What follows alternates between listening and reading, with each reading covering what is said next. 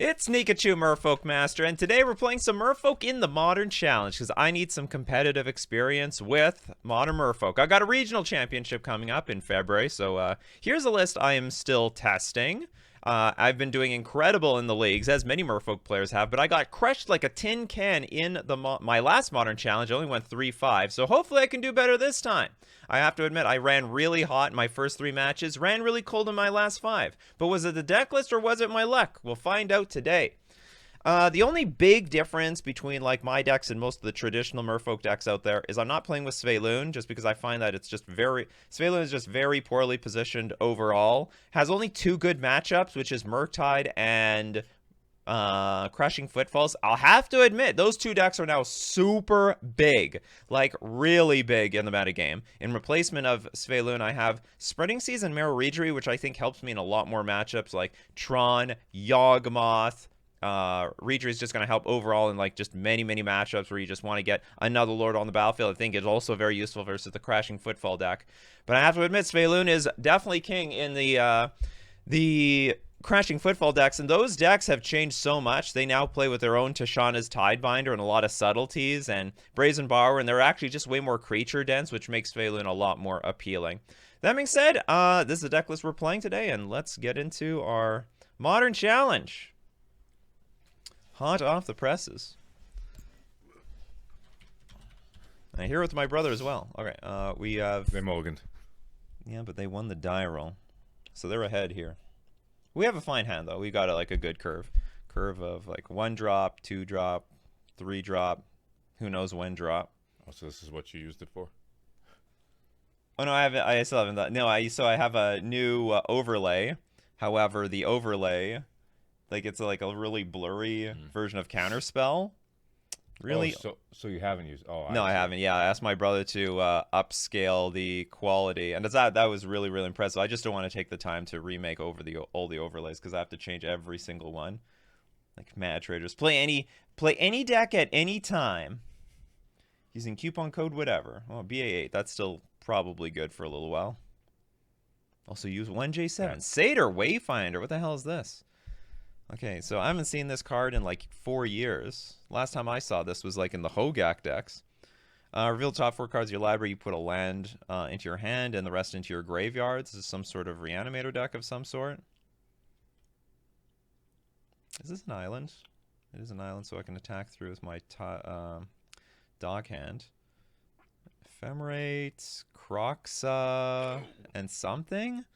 Well, this is just a brew or something. I have no idea what I'm up against. Enters the battlefield, mill 3 cards. Maybe put a non-creature, non-land card from among the cards milled this way into your hand.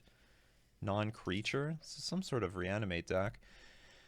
Vigilance, Menace, Lifelink. Enters the battlefield or attacks. You may exile 5 cards from your graveyard. If you do, return target creature card from your graveyard to the battlefield. So some sort of weird creature reanimator style of deck.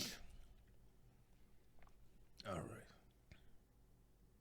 So what mana do you need? It's playing Ephemerate, which then means you're probably playing Solitude. Probably. Also looks like Tidebinder is going to be pretty good. I don't see any reason to play the Hexcatcher right now. I don't know. Like I'll probably... I don't know if even Tideshaper is even worth it. Maybe I should play a Hexcatcher just to increase the beef on the board. However, if I have Hexcatcher, it can be blocked by the Wayfinder. The best time to play Tideshaper might be now.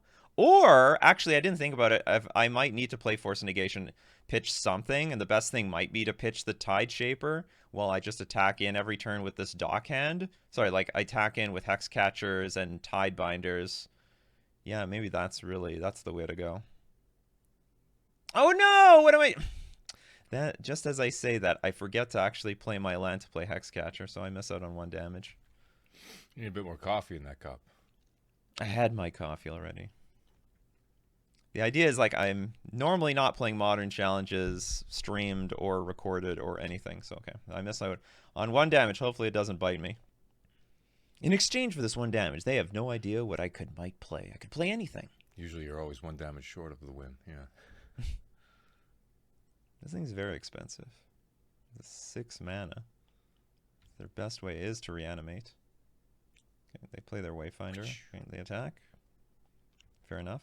Now, one advantage to my opponent is I have no idea what's in the deck. I mean, I can't play around anything. I mean, I assume that there's like Solitude in this deck. I assume. Maybe there's some other flash things. Ooh, Okay, you I'm got gonna a lot. quickly get this Ottawa in play just in case my opponent has the idea to play Solitude mid combat. Got a lot of flashy boys. Got a lot of flashy boys. We got a lot of flashy boys.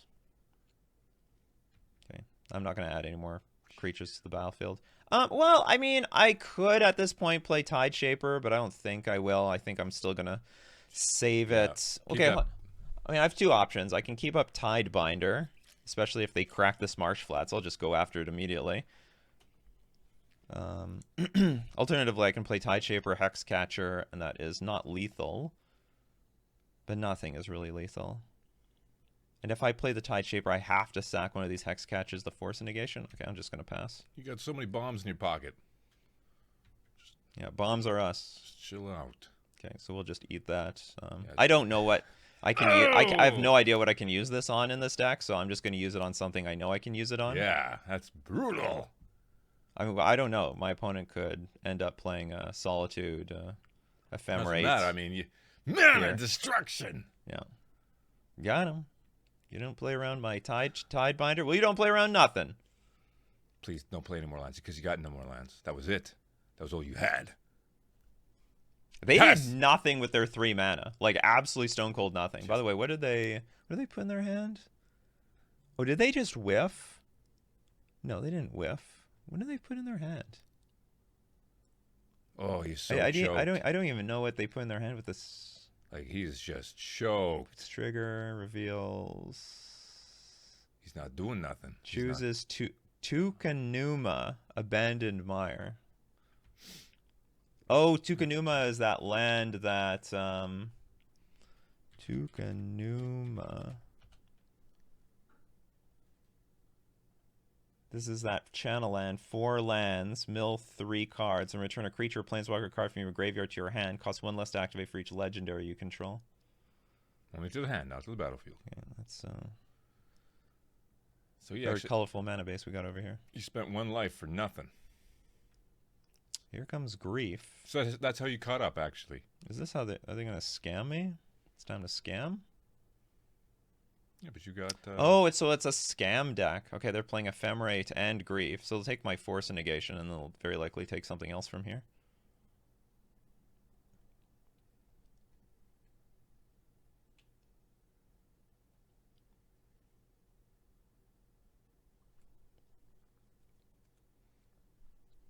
It's just scam. And Grief is actually going to be a little bit difficult to beat.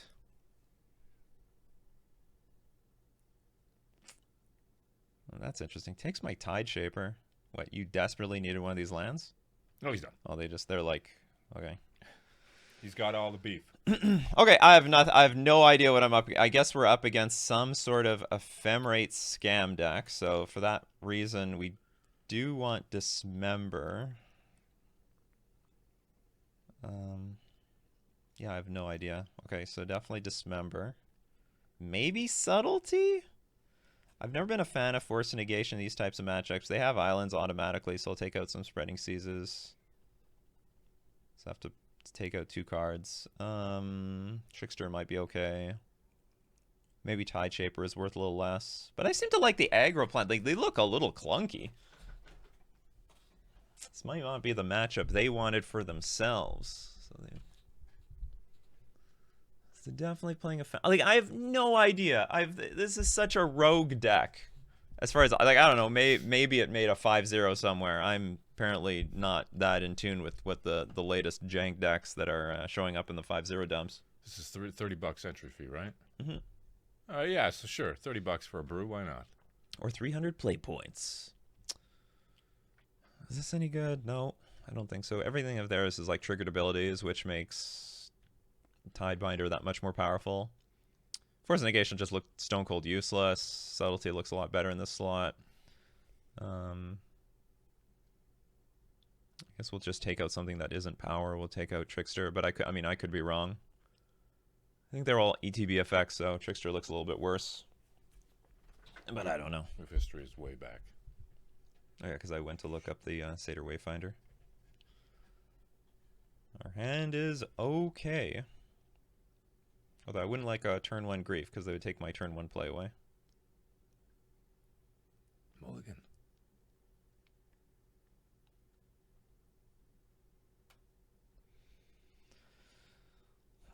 The deck looks like it plays pretty well off a mulligan if they're playing Satyr Wayfinder. That's like a card that, you know, you apply bodies to the battlefield, you fill up your graveyard, which is something they might want to do. They're playing Tukanuma, which is a little clunky though. And also you get a land from your Satyr Wayfinder. So this could be a deck that plays very well off of mulligans. Not that they've mulliganed at all. Well, they did last game. Oh, good. It seemed to have been good in our favor. We didn't see any removal from them. Okay, so we're going to keep. I mean, if they're like a pure creature deck, no removal might be very beneficial to us.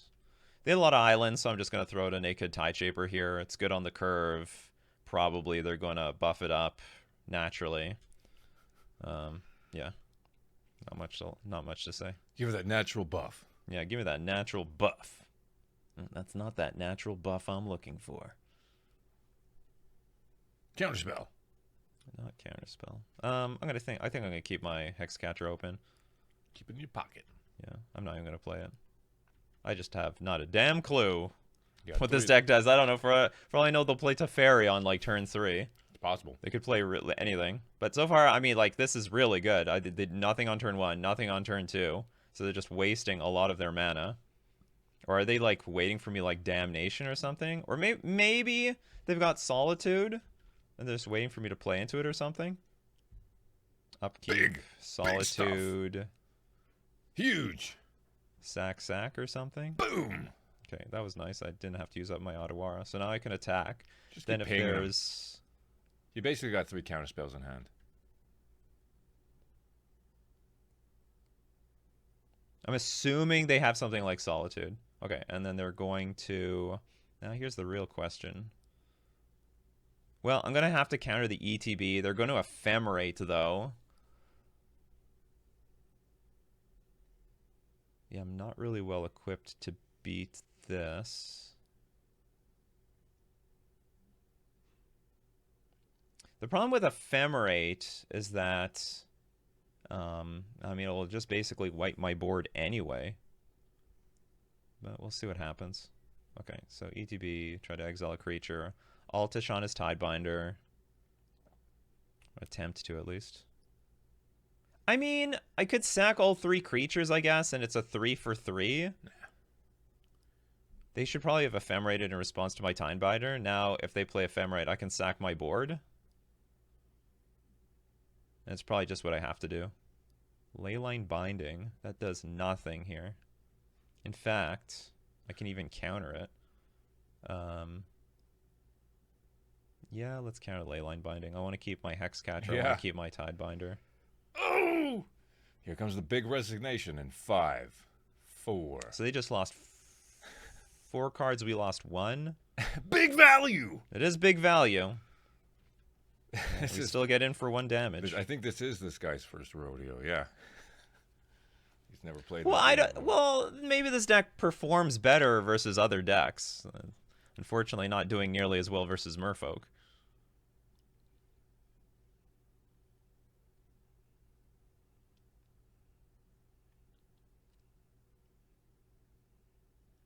So they don't have Ephemerate, otherwise they would have just played it. Okay, we got a Dock Hand. I guess we'll play Otawara, we'll play a Lord, keep a Hexcatcher in hand, just attack for a lot. Oh, here it comes. Here comes the pain. How much is that Trick Binder at right now?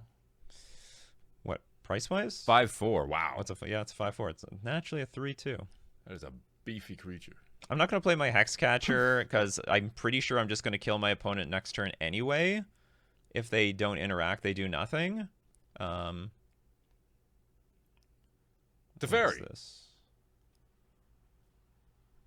Return target card from your graveyard to your hand. Getting the Leyline Binding? Sure. Get your Leyline Binding. That is not going to help you very well, though. You only have 3 mana types. You're gonna pay for that? No. No, they don't. And it doesn't make the leyline binding any cheaper.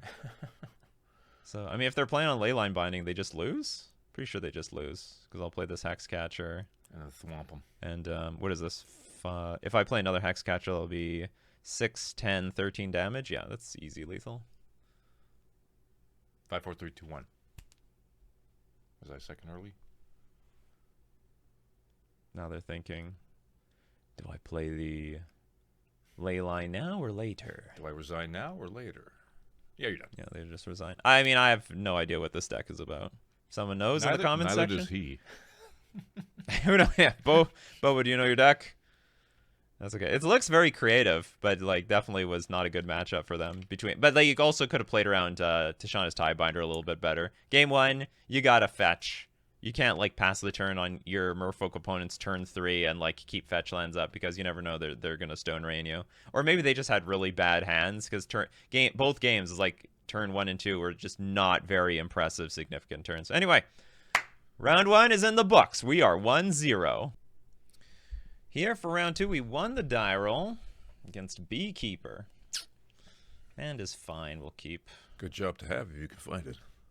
Not the greatest hand. I'm really frustrated by these hands that don't have 1-drops because we have like a lot of things that we can do. We have like Ether Vial, Tide Shaper, Dock Hand, Force of Negation. Like we have a lot of interaction. I guess 16 cards in the deck that allows us to interact on turn 1 if necessary, or at least with Force of Negation, maybe you don't want to play that on turn 1, but it will help you catch up on tempo somewhere later on in the game when you do pull it off somewhere.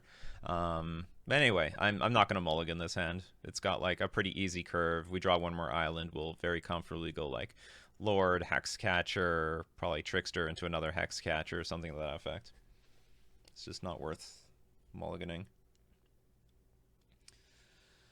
in my opinion. But like definitely like sometimes you could be really stressed on your curve, really stressed. A lot of too many decks these days in Modern, they just get going on turn 1. Look at that, we're probably up against Yawgmoth. Yeah, see, yes, see. At least we have the Trickster. Ooh, we have the Tiebinder as well. Okay, so Trickster is actually quite nice in this spot. Hitting them on their curve 3 when they try to curve to 3 is really important. Fuck that. That prevents like Grist, most importantly Grist. And now that we have Tidebinder, they'd be best off to fetch right now, but maybe they won't. No, but they do. Then by turn 3, we won't have to worry that much about Grist because we do have our Tidebinder anyway.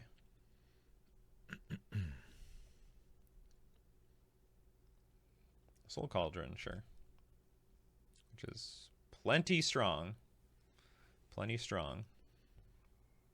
I have no intention of attacking with Mutavault next turn, so I will just play my island, attack for 2, and then that's it. This card is very strong, but Cursed Totem in the sideboard, which I have 4 of, does a pretty good job of neutralizing that. If my opponent plays anything worth Tidebindering, I will counter it. If they don't, I will Hex Catcher. Is hitting this fetch land worth it? Turns off... I mean, it turns a mana off. If they go Grist, they have to sack a Halfling. But if they do sack the Halfling, we can kill the Grist. But the problem is, if we kill Grist, Soul Cauldron can then exile the Grist. It sort of sucks that now with Grist, like even if it goes to the graveyard, they just exile it, put the ability on some random creature. Yeah, that's not pleasant. On the other hand, I don't want that. It's really hard to get that much value out of this Tidebinder, and it's going to be awkward on my curve later. Okay, I'm just going to burn it here. I won't feel too bad about it. There's definitely better targets for Tidebinder, but I'm just and here it comes. Okay, so we do see a Grist. So the only way they can kill anything is they have to sack a Halfling, which is not pleasant. So now I think I want some sort of Island Walker. Really, the key would be keep Grist alive as much as possible. That would be the real key to this game. Keep making 1-drops. Let's see. Can I attack Grist down to something acceptable? Yeah, there is a big problem that if it dies, you can, like, Soul Cauldron it. You know what? I have so many lords. Let's just F it. Let's just attack our opponent. Make them chump block. Make them. They're actually at a pretty low life total.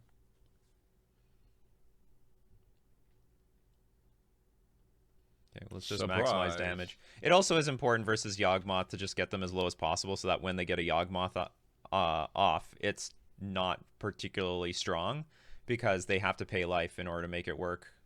That does nothing except make the halfling a little bit bigger, I guess. Oh, I guess it gives it nothing. Yeah, it's just a bigger creature. So they'll probably play a random creature, sack, kill Lord, but then we can follow it up with another Lord and probably lethal. Like, that's probably what we're looking at. Oh, but that's pretty good. Okay, so they can sack the Young Wolf, kill off a Lord.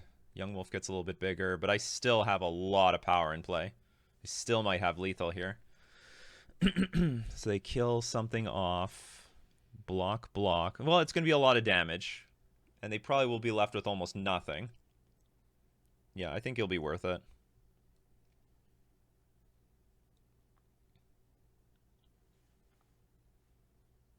Oh, damn, they got another creature. Actually, it doesn't matter. They still have to sack something. What is this? Chord for 0? That seems... Okay, then you're... Oops, I should counter this. Oh god, is that going to kill me? So you can sack this. Kill some... I should have... Oh no, maybe... I guess I don't want to sack anything. It's better to let them block. Like if I draw... what's it called? Island Walker. Sorry, like Tide Shaper, then I would just win on the spot. Okay, let's see how this works out. It is convenient that we force our opponent to play a chord, because that is not what they wanted to do, that's for sure. Guarantee it, that's not what they wanted to do. They were saving that chord for something else, huh? Exactly. Another island. Okay, so if you block my two biggest things, here, you're still effectively dead? It's close. So if the Young Wolf chump blocks, it will die. I'm pretty sure I'm just going to play Lord, attack with everything at them. And if they chump block here, this is 6, 9. So they can just chump block once if they really want to.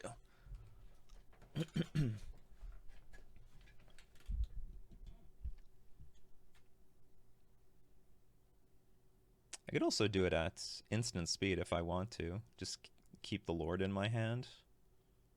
Sure, I guess we can do that. And if they want to block my Hexcatcher, I guess just nothing I can do about that.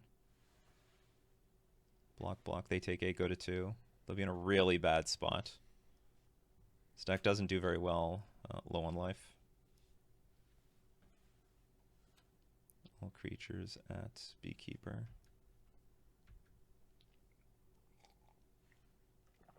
And we have an extra land. We can activate our Mutavault if we really have to sack something. Yeah, this thing was going to die anyway, so... it's actually pretty good to have a Hexcatcher in play. Dun, dun, dun.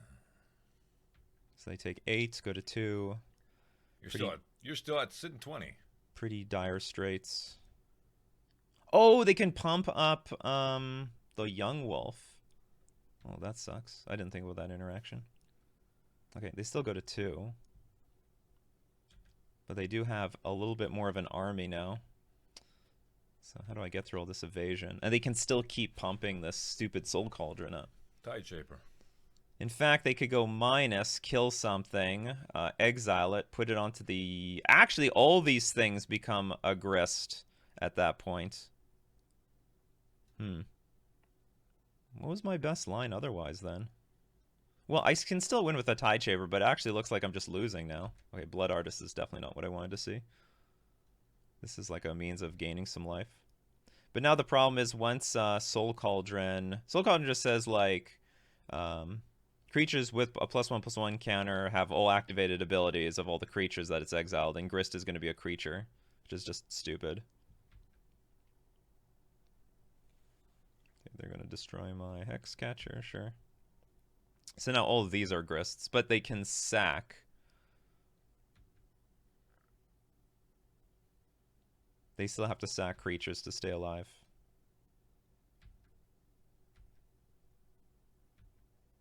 But maybe it's not even a big problem.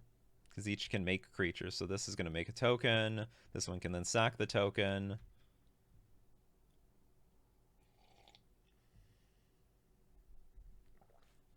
What can I do here? They're just going to make a bunch of tokens? I would have sacked something if I were them. Oh, they have a Court of Calling. Or maybe not. What are you doing?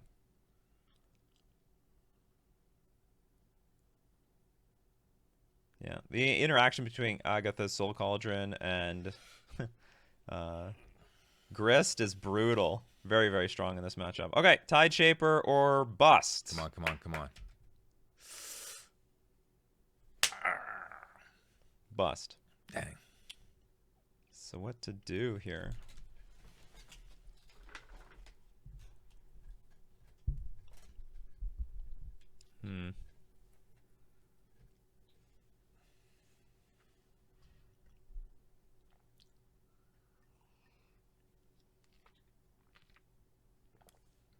Just makes me wonder if I had one drop at the beginning of this game, how different it would have been. Yeah, just missing out on that one turn of curve of damage. It's really painful in Modern right now. Still, even with Fury gone. Well, I mean, fact is, I am probably losing this game. I don't even know what I want to do. And every single time they sack something, they're going to gain life. So it's like now or never. Yeah, I don't know what to do in this spot. We don't have no island. Yeah, I'll just play Lord, I guess. Attack with everything. And then probably sheepishly concede after that. Because they can just block with all their tokens. It's alright. They might have a chord just even right now. This is our worst matchup, though. But I would have loved to win the first game. I don't think the matchup by any means is impossible, but it is not good.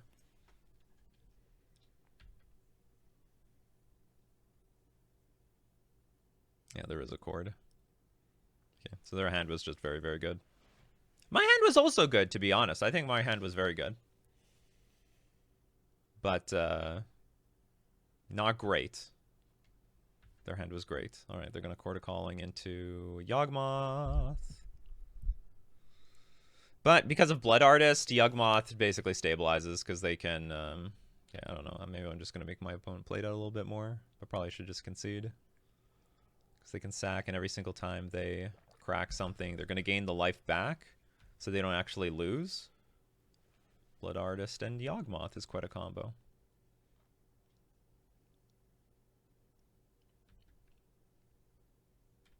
Okay, well, I should just... F6! Let them do whatever they want. They can be whatever they want to be when they grow up. What? Just trying to think, how can I get back into this game? There probably isn't really a good way for me to get back into this game. He never resigns until the bitter end.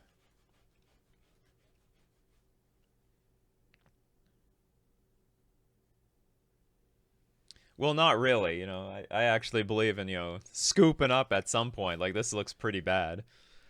Especially, I mean, I highly recommend continuing to play if you don't know what's in your opponent's deck. But, like, a lot of the Yawgmoth decks are pretty stock at this point. There's nothing, no real super surprises.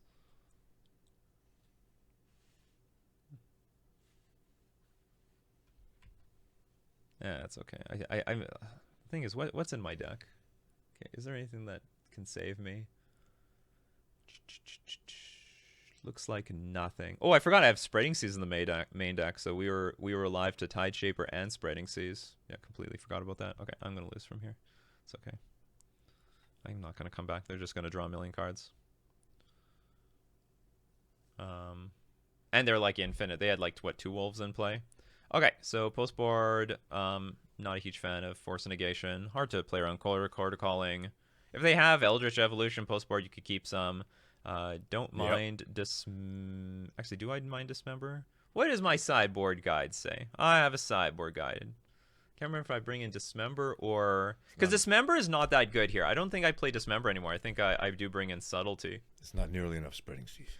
The problem with Dismember is, like, it's useless. They'll just Agatha, Soul Cauldron, whatever you killed, back onto the battlefield, effectively. Like, if you kill a Yawgmoth, well, now everything can be a Yawgmoth.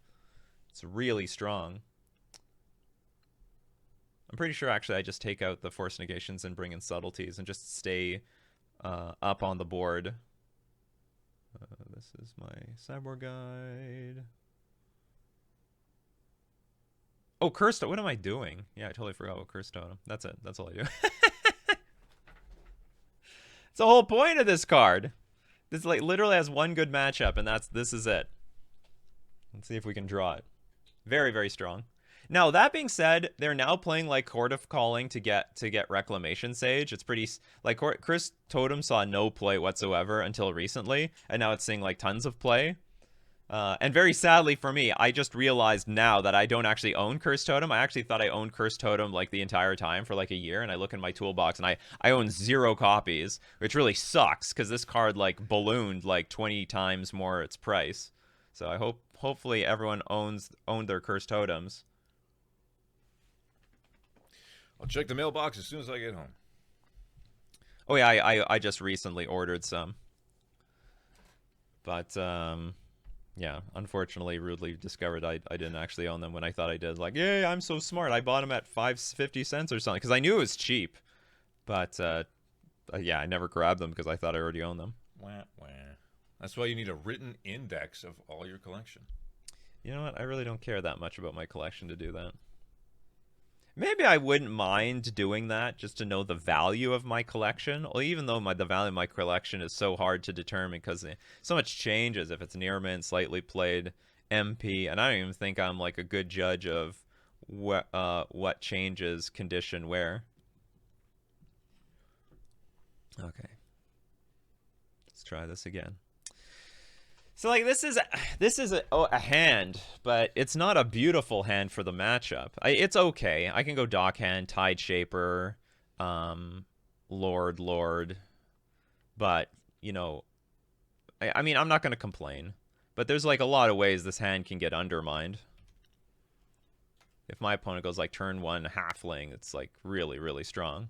Going turn 2, like this hand I don't think does very well versus turn 2 Grist. Of course they have the Halfling. Of course. Why wouldn't they have the Halfling?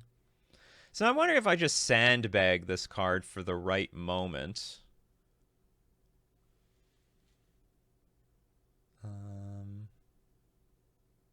Alternatively, I could go Tide Shaper turn 2, force my opponent to play Grist turn 3. And if they play Grist turn 3, they have to sack their Halfling to kill like Tide Shaper, and at that point I can kill that thing.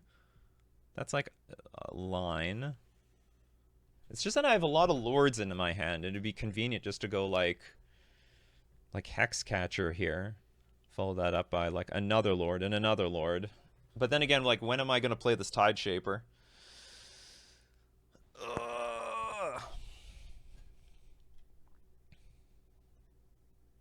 And of course I'm not Tide Shapering a black source, which would be ideal. But then I'm not losing a lord. I don't know. I don't know the right move here. I could attack for 1. They're not going to block. If they block, we Hexcatcher.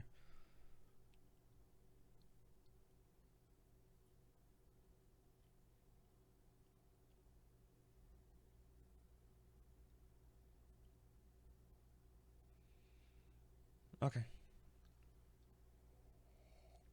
Or actually, what I could do is attack for 1, see what they do. Like, either way, if I Tide Shaper this thing, it doesn't buff up my Dock Hand, so maybe we just attack for 1. Maybe I'm bluffing! You never know! I mean, I could still play Hexcatcher. Okay, do I want to play Hexcatcher here? It's not a big play, though. But it protects my Tide Shaper. If I play Tide Shaper, it can die miserably. If I play Hexcatcher, I can go like... there's just not a good time to play this Tide Shaper. Alright, I'll play it. I don't know what the right line is here, though. It'd be a lot easier to play Tide Shaper if my opponent didn't play Halfling on turn 2. But they did play Halfling on turn 2. Oh, sorry, I mean Halfling on turn 1. The best way I could describe how I did so poorly in my last Modern Challenge is I always had, like... This was a keepable hand, but I still find that this is, like, the bottom range of, like, the hands that I would want to keep. Like, it doesn't have Ether Vial. Doesn't have the most powerful disruption. Like, these Hex Catchers are not that good in this matchup, especially since they play Bowmasters. Like, I can't interact for free. So this is, like, at least I have a 1-drop. In game 1, again, I didn't like have any 1-drop, which was really upsetting. And then my opponents always have the top range of their hand. Look, they got the turn 1 mana dork. Like, that's the last thing I could possibly want to see every single game 1. And of course they'll curve into like Grist and hardcast Yawgmoth and stuff like that.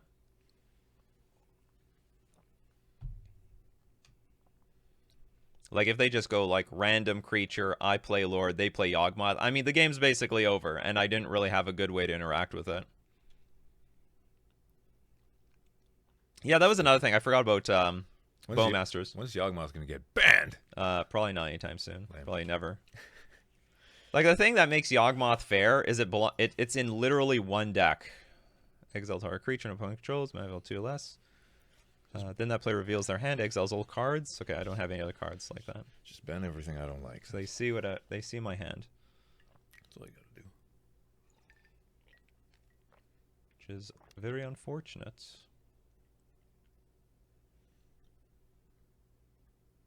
Okay, Young Wolf, sure.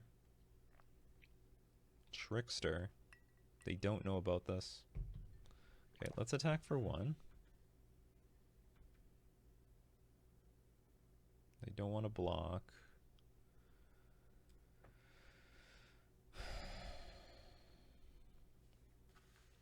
And I don't think I want to play Hexcatcher again because of the risk of Bowmasters just shooting it off.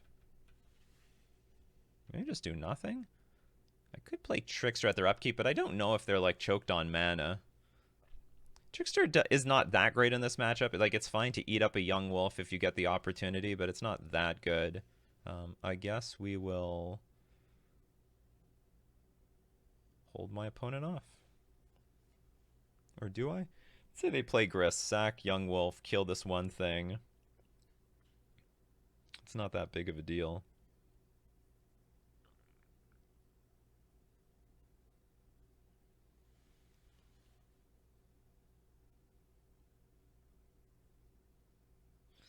What are the odds? You don't have any more mana. Very low.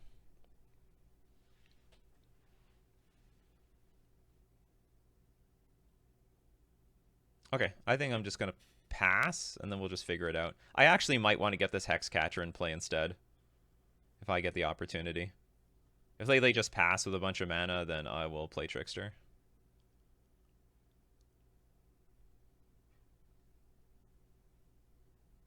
Like, imagine I had turned 2 Curse Totem, then, like, this thing is just shut off immediately, and they're, like, super far behind. Okay, they have Grist.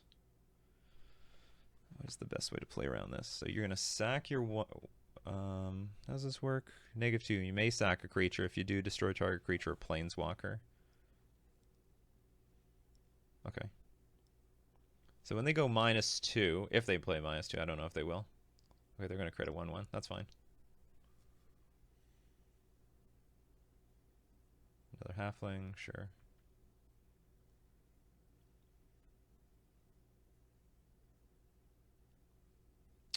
They choose to do nothing. So I could play a Hexcatcher. Still have that Young Wolf in play. Or I play Trickster. Attack with 2 creatures at Grist. Yeah, tap this Young Wolf. Attack 2 creatures at Grist. Try to play Hexcatcher if things go badly, which they probably won't.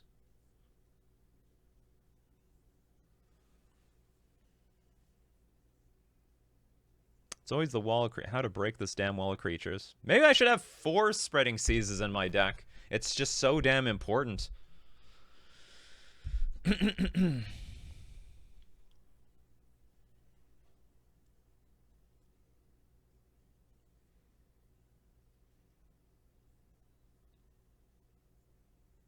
The thing is, I'm choked on mana, so I really just want to get more lords in play and make my creatures as big as possible. But it's like also at ends of like Grist like chewing me up here. Yeah, I think I have to like put some pressure on the board.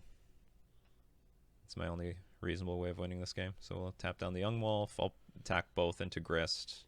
They know my exact hand. Ooh. Ooh. That's such a good card. I can't put the Lord of Atlantis in play because it'll just die to Grist. Anything I put in play dies to Grist. I really need to hit running lands here. Okay, we'll just attack both of these into Grist, I guess. Both of these or just one of these?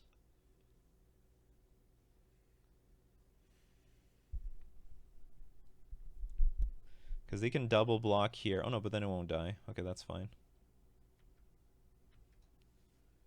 I was thinking they could double block with the token. Okay, now how much worth it is it to get this Hexcatcher in play? I guess it is. Force my opponent to like sack their Grist or not. If they've got Agatha's Soul Cauldron, I guess I'm just dead.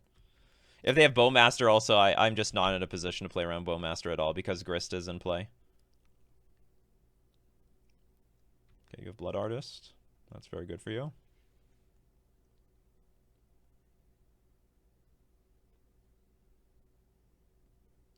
It's really annoying. Delighted Halfling can make what's called Agatha's Soul Cauldron like uncounterable.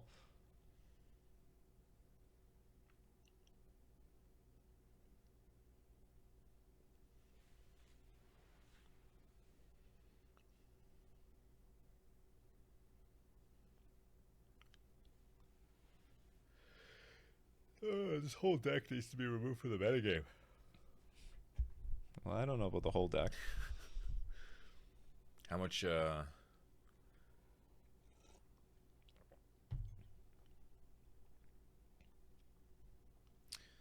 This is an annoying card, isn't it? When it deals combat damage to a player, it may put a -1/-1 counter on something. How much do you think I'd have to bribe Ian Duke? I don't even know if Ian Duke is even in charge of the ban list anymore. Okay, we're in a good position in that like our opponent's hand is empty, so we have perfect information. Deals combat damage to a player. You may put a -1/-1 counter on target creature. Deals combat damage to a player. You may put a -1/-1 counter on target creature whenever you put one or more. So this, I have to make sure I block this thing at all costs. Okay, I get a land, which is nice. So it looks like I'm going to play Tide Shaper. Probably going to nail the Peat land because it's like an extra card for them. And then I can attack for 2 with my Dockhand against Grist, and then we'll certainly kill it by next turn. And well, maybe not even by next turn. Like next turn, maybe I can just kill them with my Master of the Pearl Trident. Where the like I can't let this sack. That is for certain. We can't let that happen. So a Tide Shaper will guarantee we get in some damage. I just have to hope my opponent just bricks on a draw. A lot of bricks in that deck. I'm not very lucky on them getting bricks. So we're going to hit Grist. Yeah, I probably have lethal by next turn. So the only thing Grist can do is tick up, not tick down. We'll play our extra Dockhand and pass. I just have to block this thing with, like, I guess, Trickster. Or even Dockhand, I guess. So they draw a brick, we win. Okay, make a token.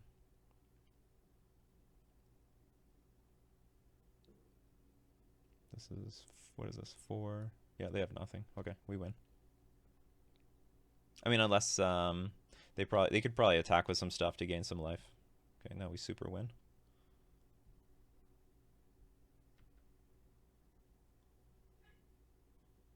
Seven, 8, 9. Yeah, lethal. Look at that. Okay. Ha! We're going to game 3. We're going to game 3. Man, I can't tell you how many times I was in a position to beat Yawgmoth and they just top deck Yawgmoth and I just die on the spot. Don't always have it, though. Yeah, apparently. What if they were to just errata it to 1? Huh? Just errata it to 1. What do you mean errata to 1? You can only have 1 in your deck.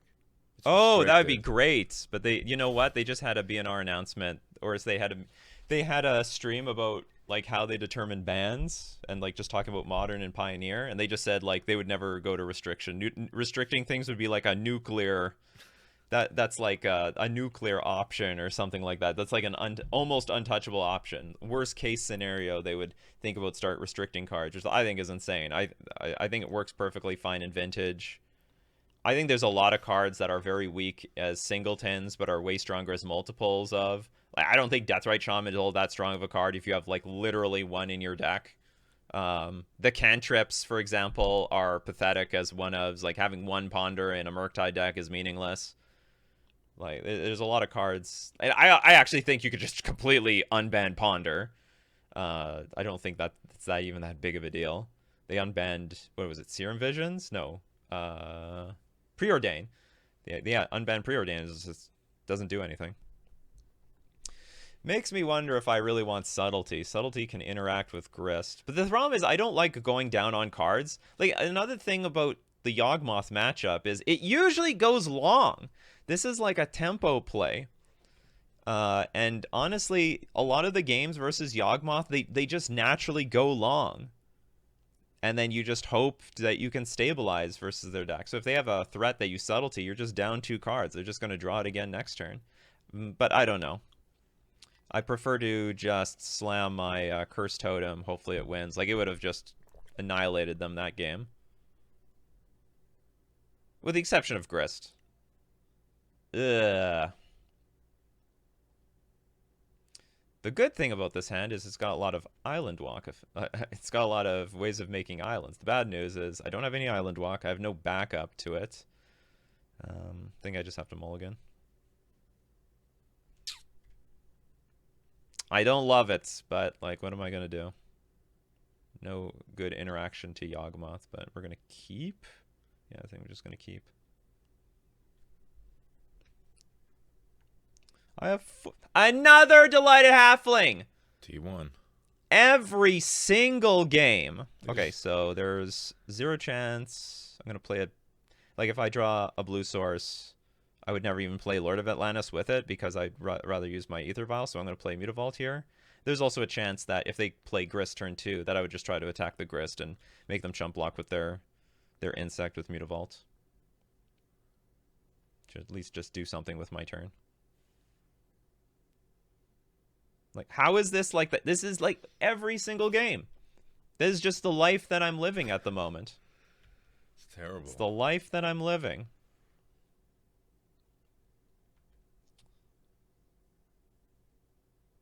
I didn't even realize this. Milling themselves is actually such a good thing in this deck.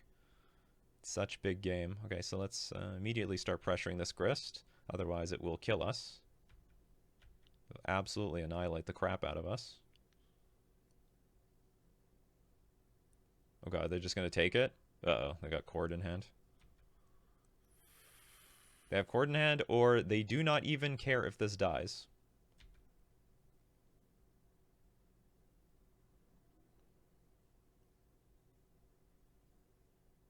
They don't give a damn. Nope. Well, easy game for them. That was literally a perfect hand. Well, I mean, I still have Curse Totem if I can draw it. Come on, come on, come on, come on, come on, come on.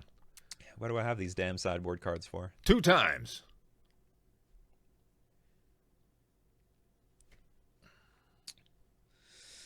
I'm like Tishana's Tybar is fantastic if you're up against just Grist, but if you're up against Grist and Yawgmoth, it's like literally pointless. Like, if I try to turn off Yawgmoth, then Grist just kills my Tishana's Tiebinder. If I try to turn off Grist, I mean, it'll just kill it with Yawgmoth. Wah, wah. So, guess I die? Hmm.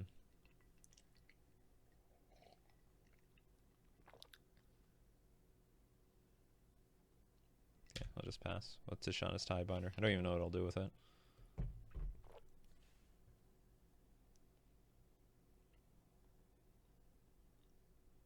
I might even just play Tishana's Tiebinder as a 3-2.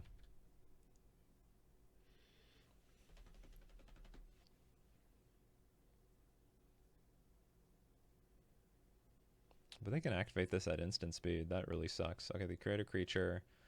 I go in, try to kill, then I protect. The problem is their life total is way too high. I mean, Yawgmoth had 19 life, and it's just lethal, basically.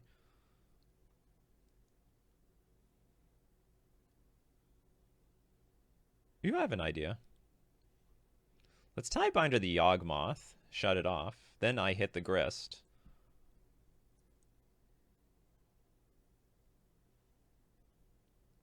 It's not a good idea, but frankly, I don't really have a lot of good options here. Now they can activate the Yawgmoth on my turn, but maybe they will have less room to do anything on my turn. And I can still play like at instant speed, like File and Lord of Atlantis. Actually, what I'm probably going to do is try... Well, actually, I don't know what I'm going to do. Okay, you're going to put a... So you're sacking things, you're trying to kill stuff. That's fine.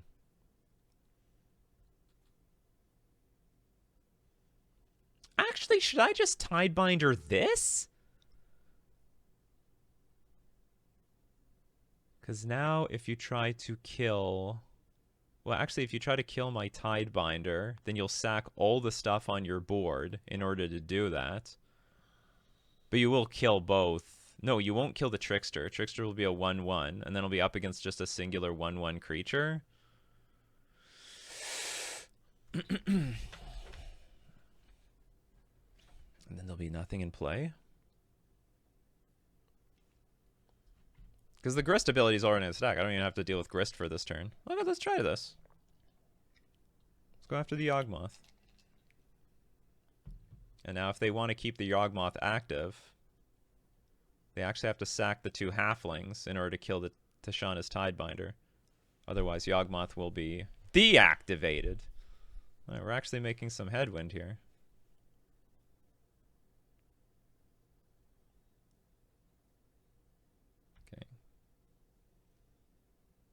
Anyway, that's still getting countered, so I'm still tapping this damn thing down. And now there's no creatures in play. Well, not many, anyway. Okay, so... Oh, they can still sack this thing to kill this Trickster, but I think I can still kill this Grist. Ah, God! Annoying card. So that will give everything activated abilities. The problem is now if I get rid of Grist, it's like pointless. Because they can just reanimate Grist back onto some random creature.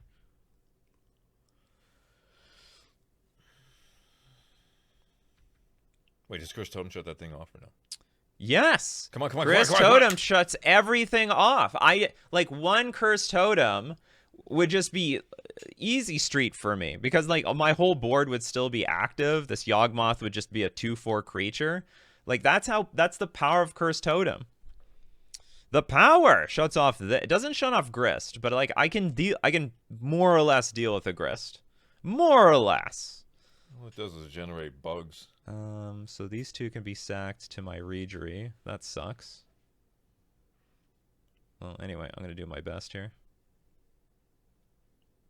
Okay, let's see how many triggers that. Yeah, come on, let's get some big triggers going. Affinity for Merfolk. Yeah. Fortunately, I can't get Lord in play.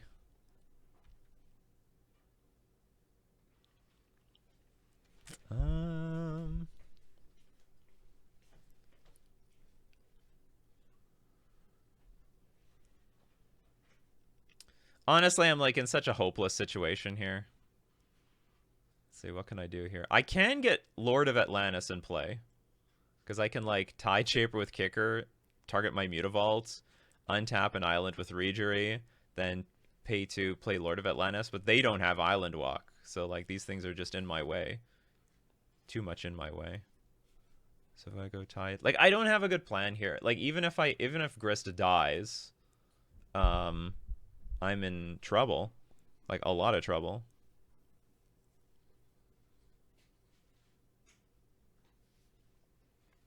Also Tideshaper can just die on the stack. So alternatively, I could play Tideshaper. Or maybe I'm just going to attack with my stuff. Maybe I attack them.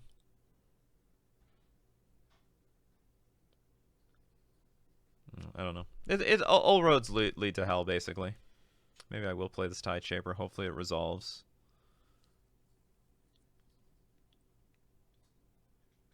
I'll tap an island to hopefully attack with the Mutavault. If they sack one of their creatures, gives me a little bit of leeway. I guess I'll hit this Pendelhaven.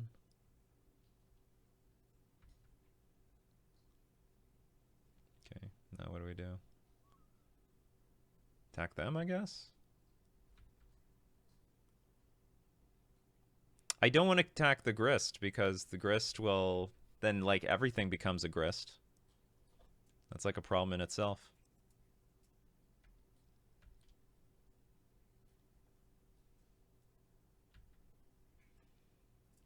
Oh, I forgot about that. Yeah, pumping up. I keep missing that, like, the Soul Cauldron just can randomly pump up creatures. Okay, so they took no damage that turn.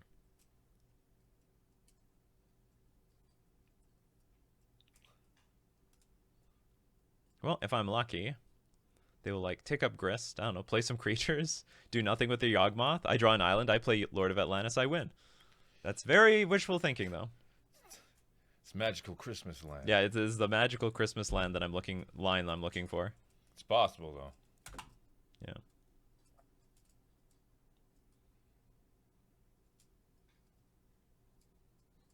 Yeah, so my only frustration when I'm playing these modern challenges, I'm like up against the top end of my opponent's curve like over and over and over and over again.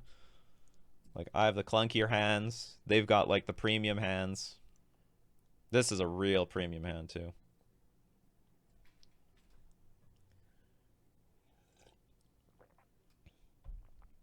But that's Magic. Yeah, that is Magic.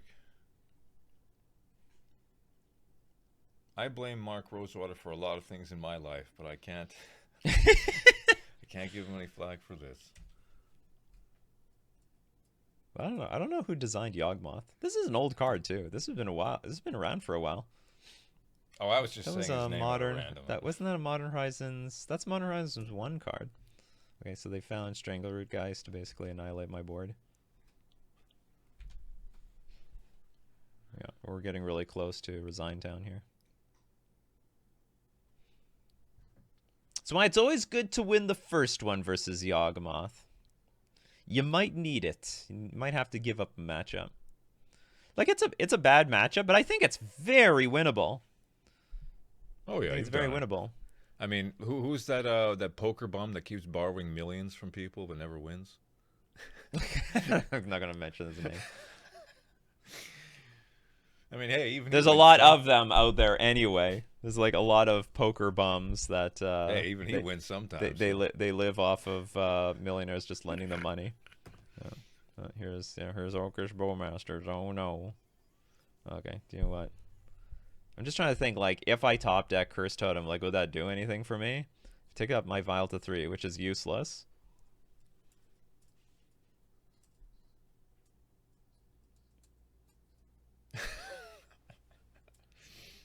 What is that? Is that a touchy subject or? No, I just don't want to like call out random poker players. That guy wasn't random. No, he's not random, but like, you know, it's still not nice. He's a public figure, anyway. Anyway, Bowmaster's at the table, so. Yeah, in between rounds, like watching the WSOP, and like I used to be a pretty pretty competitive poker player back in the day. Oh god, proliferating. You were pretty known. Oh yeah, I was known for drawing bunnies on my graphs. Anyway, okay, this game is over. Yeah, my hand, not that great. There's a lot of good 7-card hands that I can have. Even like my 6-card hand was like sort of on the mediocre side of things, despite like, you know, how many Spreading Seas effects and also Cursed Totems that I have in the deck.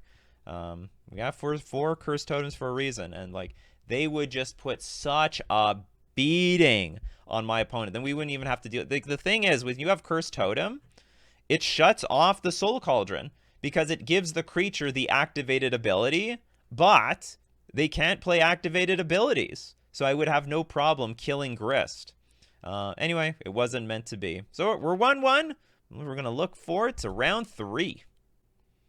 We're here for round 3, and we're up against Zeagle, who's actually playing Merfolk. I don't know exactly his configuration.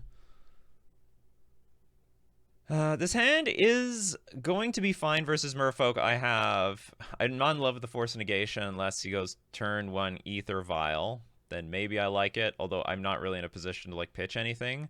But we have no islands and we have Ether Vial, so that makes for this a good start. Um,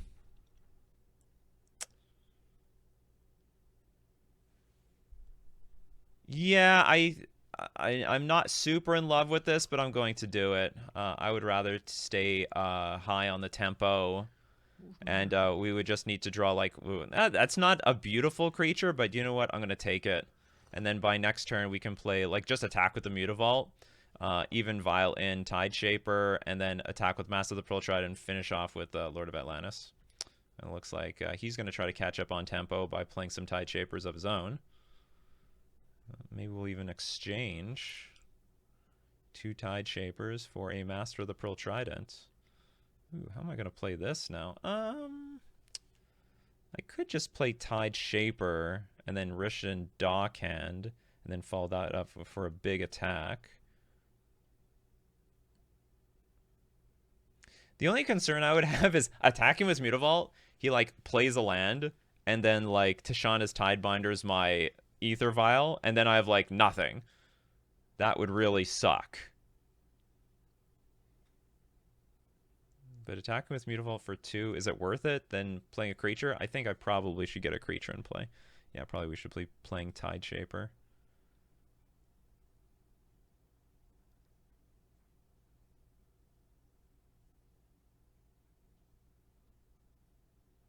Okay, yeah, I think I'll do that. And on top of that, I'll play a Dockhand while I have the opportunity. I'll just pass.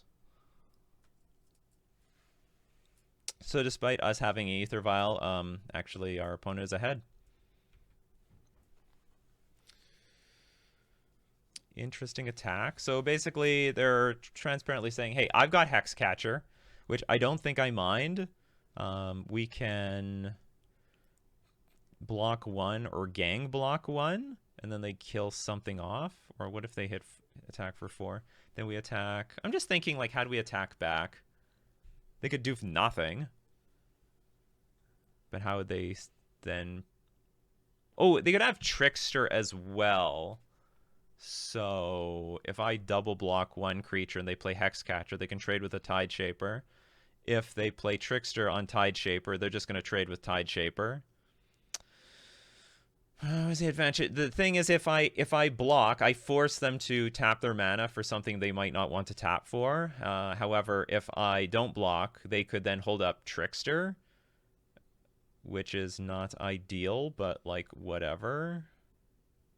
Trying to think what else I can do here. It's only 2 damage. I'm winning the race. Okay, we'll just let it through.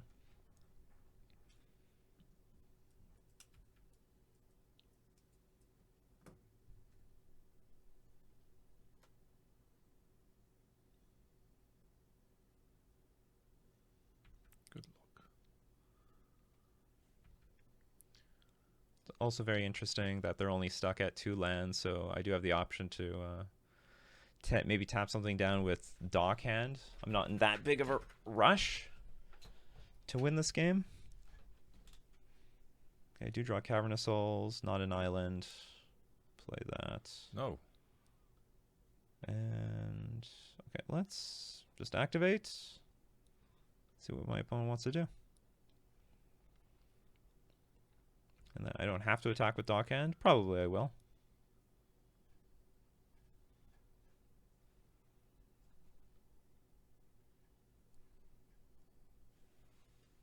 Just trying to remember. I don't know how Trickster works mid-combat. Like, if they Trickster my creature and then I play Master of the Pearl Trident, is that like a timestamp thing? What is this? What does Merfolk Trickster say? Merfolk Trickster. It says all activated abilities. It loses all abilities until end of turn, but I think it can still gain abilities afterwards. And either way, they'll probably Trickster my Dockhand just to prevent me from tapping something down, so I might as well attack with everything. It's only worth $1.57 right now. Buy him up. Yeah, I guess we'll attack with everything.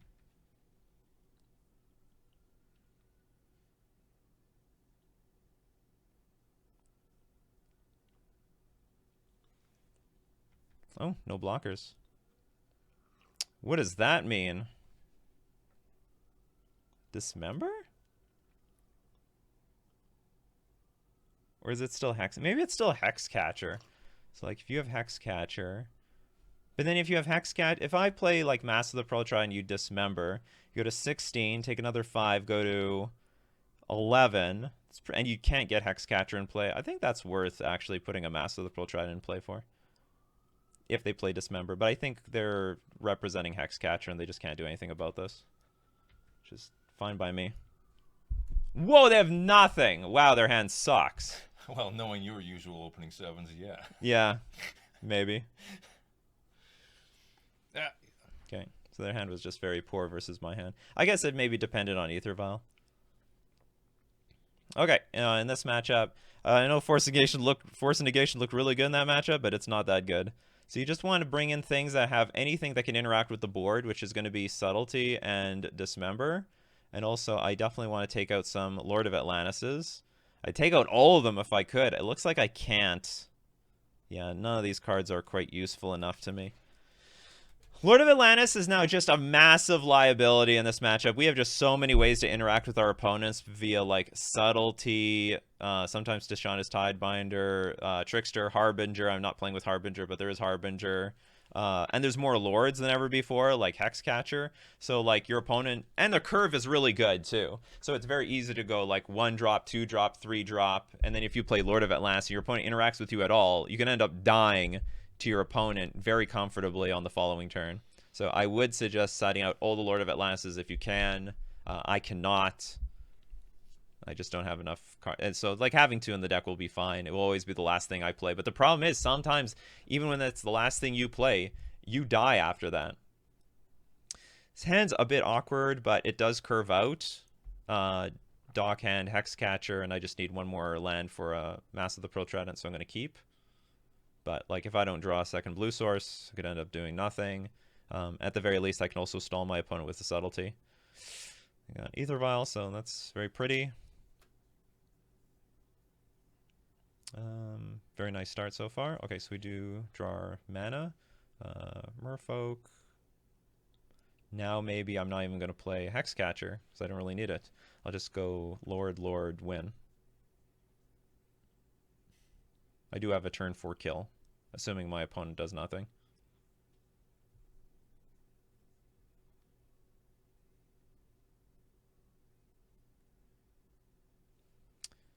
Tide Shaper, Tide Shaper. Do I want you to turn this thing into an island? Is that like the most evil thing in the world? Turns on the Tide Shaper. Okay, so...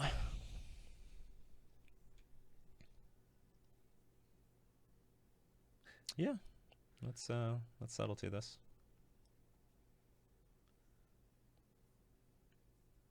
If you want to keep the Tide Shaper, it's sort of a crappy thing to spend your 2 mana on. Ooh, Subtlety into Subtlety. So maybe I can just race this. I don't know what's in their hand, but I know what's in my hand, and it's pure gas. I still have a turn 4 kill. I don't know if my opponent has enough cards in their hand to actually win this game. So anyway, I think the exchange was fine. I'll put the Subtlety on the bottom. Don't really need it again, because especially since I plan on using these cards. That's fine. Maybe they have another Tide Shaper and 2 more and a Lord or something. I don't know. Reader is great. Okay, so we're just going to curve. Not even sure if I'll play Reader on turn 3.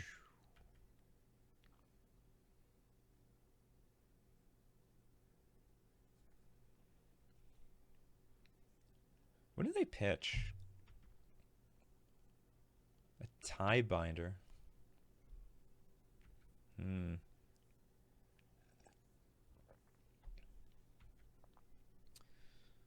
Yeah, they're pretty far behind. They used a lot of resources to get that going. Okay, so they got a Deep-Root Pilgrimage.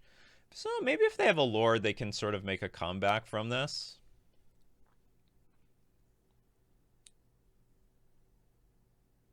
That is weird. Oh, because they have like a lord here. Or it's a bluff. But either way, I'm not going to block. I could block the dock hand, but that would just get blown up by a lord. Okay, if that's a lord, then I think... Well, actually, what's going to happen here? Big. It's not that clear of a win for me anymore. Okay, that's interesting, because I can, like, kill the Mass of the Pearl Trident. That will make their entire board, like, a lot weaker. Oh, yeah. Actually, there's another line. I could kill the dock hand.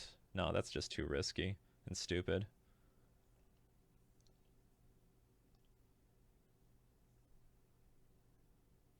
Yeah, that seems too risky and stupid. Okay, what are my... Because the thing is, I don't have a turn 4 kill anymore, because they can, like, hold back Dockhand to tap down my Mutavault on the turn that I intended on killing. Because what I wanted to do was, like, play Lord, attack for 6, put him to 12, and then I do have enough with Mutavault, like, with the Lords, that's 9 damage, and then with Mutavault, that's lethal. But they'll have Dockhand to deal with it, so actually now the new line looks like just pay 4 life, go to 11, kill this thing. They just have a bunch of piddly crap in play, and then I just sort of... Even if they spend the turn with Dockhand, it's just not going to be enough. So we'll kill this. They're basically empty-handed. In really good shape. Can't even attack into my stuff very well. Yep. Yep.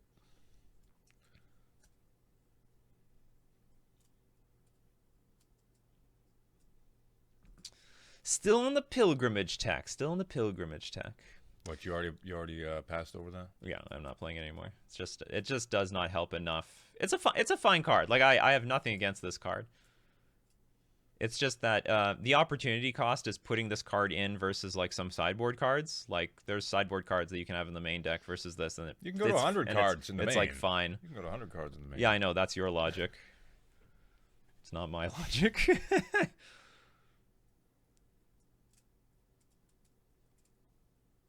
Yeah, so the other option was like Dismember Dockhand, but then like there's a Mass of the Pearl Trident on the board, and still like there's top decks like Trickster that would hurt me.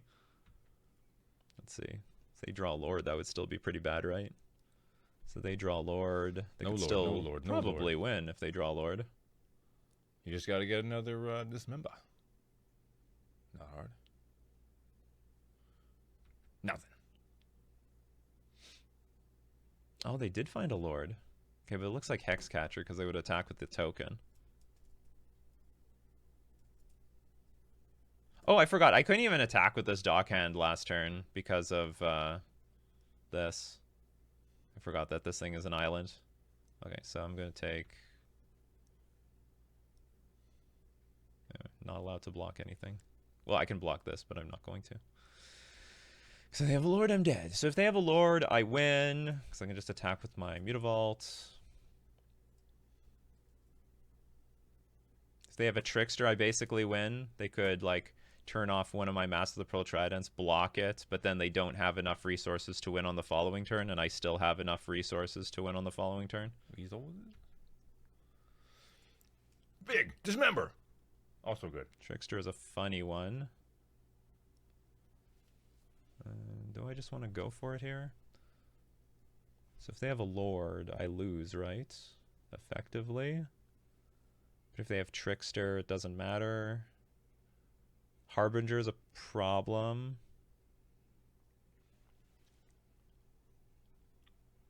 Well, with Trickster, I mean, we could delay it a turn. Like, I can Trickster a Lord. Yeah. If they have it. And they're not going to be close to killing me here. Yeah, that's the tricky thing about Merfolk matchup. Look, they could have Harbinger. I don't even know. I don't know exactly Zeagle's list. I'm sure he posted it in the Discord or something.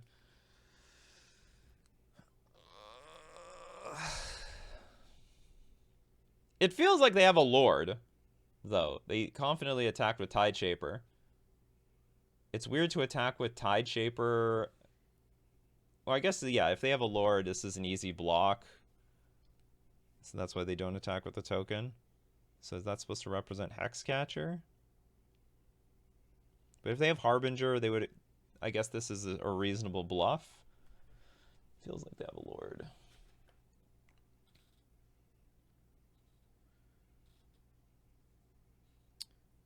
I could comfortably attack for 3. And then on my fall, like almost no matter what they do, I can like play Trickster on something. Yeah, okay. Maybe that's what I'll do. That plays around like Harbinger. And then I can comfortably go all in.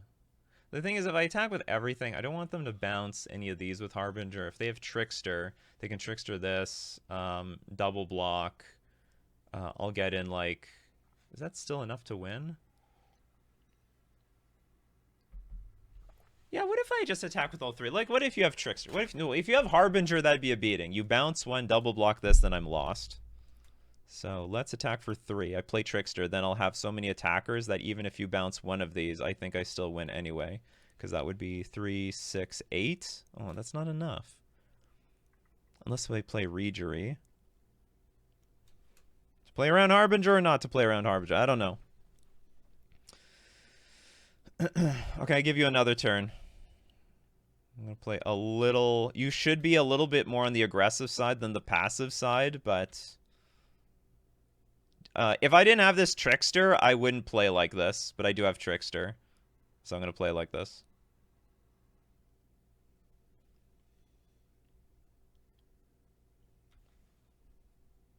Like, if I didn't have Trickster, I'd just activate Mutavault, just attack. Because I shouldn't play around anything. But because I have Trickster, I have, like, a little bit more room to play around stuff. So I'm going to.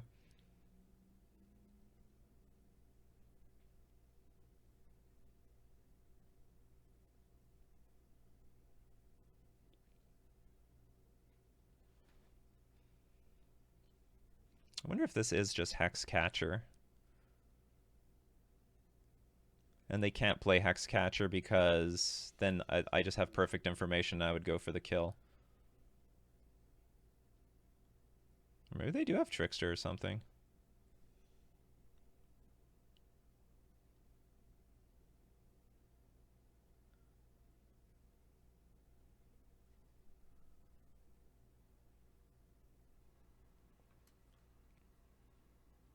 Well, his Eagle's in the tank.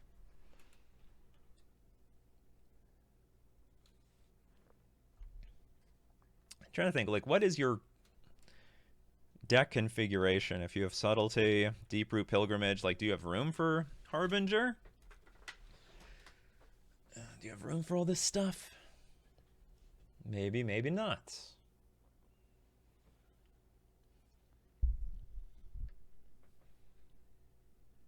It's tough. The Merfolk Mirror, the most random damn matchup of all time. They have something that's interactive. I feel like it's Trickster or Harbinger. Okay, pass the turn. Lord or what? Can't be a Lord, I guess. It just can't be a Lord. They wouldn't have thought so long. Unless they went to go take a bathroom break because I took such a long time to think. Okay, so it's some sort of interactive spell. Are we going 3 or what? Nope.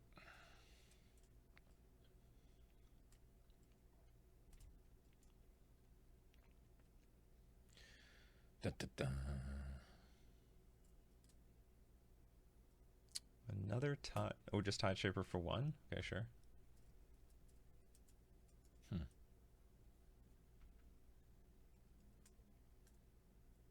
Huh. Did nothing. Well, I can't waste my mana here, so I think I'm just going to Tide Trickster the Dock Hand. Yeah, it's a good idea. Whenever something gets tapped, they get a token. That's funny. So I'm going to force them to get a token. What is this going to be? 1, 2, 3, 4, 5, 6, 7, 8. Oh, they have exactly lethal. So if I attack and it like fails, I'm dead. You Trickster this. I'm only attacking for 8. Sadly. No, am I attacking for 8? Yeah, you can block this. But then you have to block. So if you block a Lord, say this one, they can block both Lords. That's crazy. Seems like they have Trickster in hand.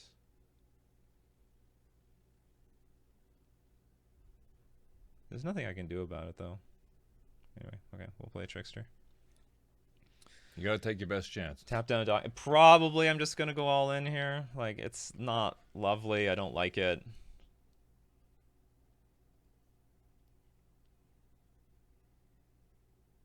Okay, so they're gonna trigger. They're gonna get one of these things. Why'd they tap mana? Yeah, his last. Oh, they're tapping this anyway? Just Okay, in well, that case. changes nothing. Okay, I'll add a mana just in case that matters. Because this is at end of turn. I mean, like, you get the trigger anyway, right? You want to be the best? Lord, Tishana's Lord. Tidebinder. Not Tishana's Tidebinder. Okay, so if this is a lore, if it's Hexcatcher, I can't beat the damn Island Walk Lord. Okay, what if I play Reejery? If I play Reejery, you Trickster this thing down. I'm attacking for 7. His blocks aren't good, even if he has a lord. His blocks are terrible. It is something to say if my opponent has like, what's it called? My opponent has Trickster. The blocks are pretty bad. Yeah. But like, I still like lose a huge chunk of my board. Like, I don't want that to happen. So get that Regiero in there.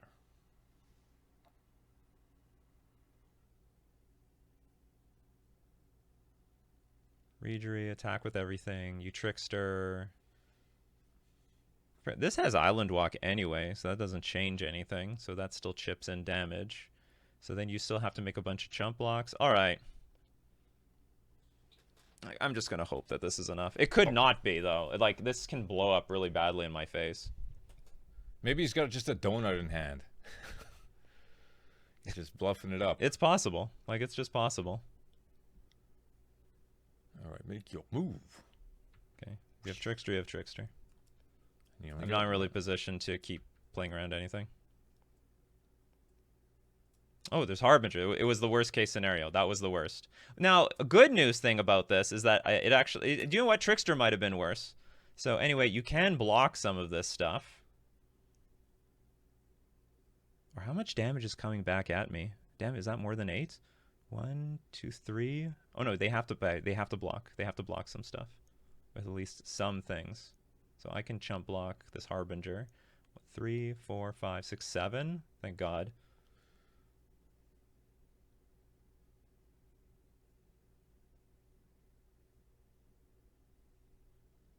Yeah. But if they top deck a Lord, I'm dead. Lord, Trickster. I'm not sure what else. Yeah, Harbinger was definitely the strongest card.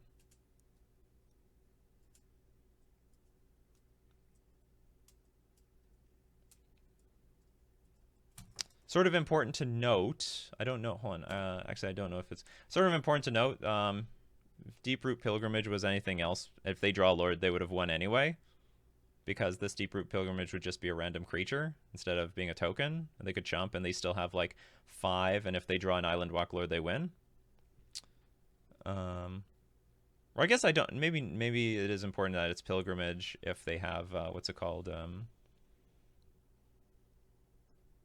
If they draw Hexcatcher. Okay. So there's some outs here. So Island Walk Lord, any Lord actually, any Lord and Trickster win. Not Dismember though. Dismember won't do it. Well, they didn't play anything immediately, so that's some good news. Wait. Or maybe they're just waiting for their turn. So we will chump block the Harbinger. This is only 7 damage.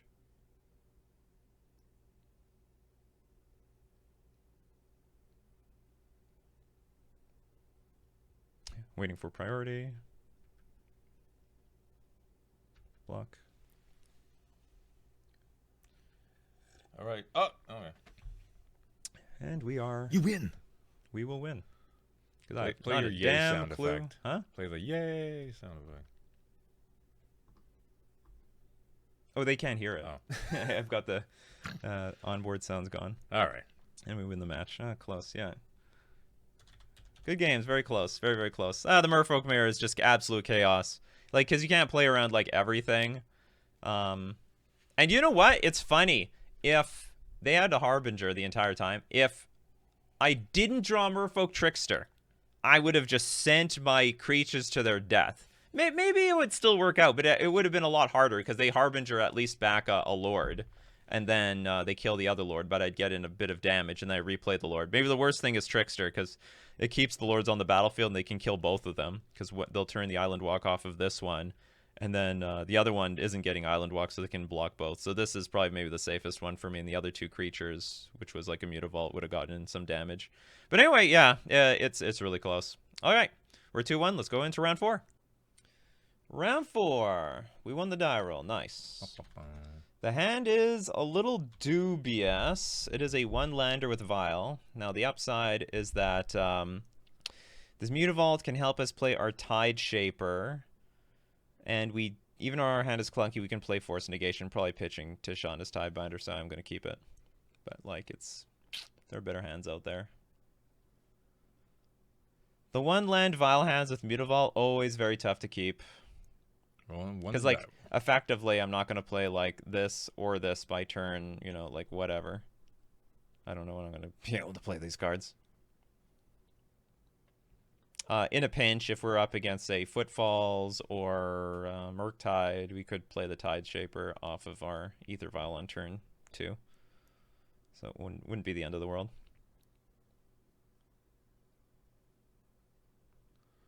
No mulligans on their part. Alright, 7 cards versus 7 cards. Although, being on the play with Force Negation always sort of sucks. But my hand's going to be clunky anyway, so I guess it doesn't matter. Alright, we have a Spireblast Canal. To a Ragavani. So we are up against Murktide, which means I will not mind playing this Tide Shaper and throwing it out into the Abyss. And we can actually protect the Tide Shaper from a removal spell. If we are faced with one. But only one.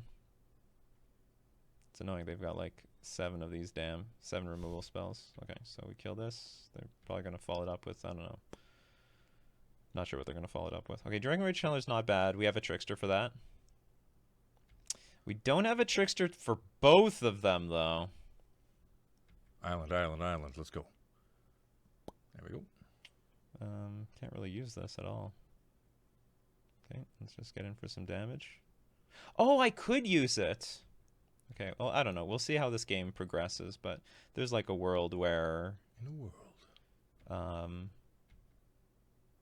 Maybe I Trickster one of them and we go for a double block, but maybe it's just not necessary at the moment. Okay, so this is going to be pretty strong. They're probably going to flip this Dragon Rage Chandler. They already got 3/4 of the requirements already. Okay, they're going to keep on something on top, though.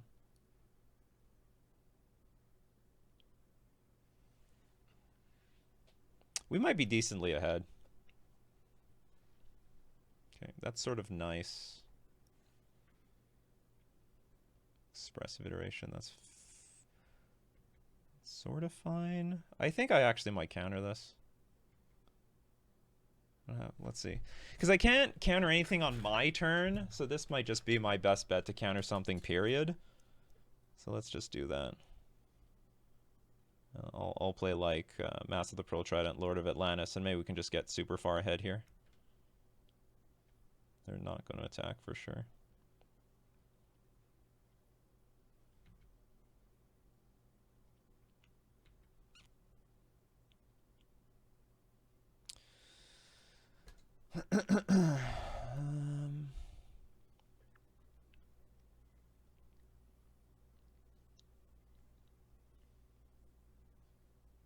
What are they missing? They have instant. They don't have a land.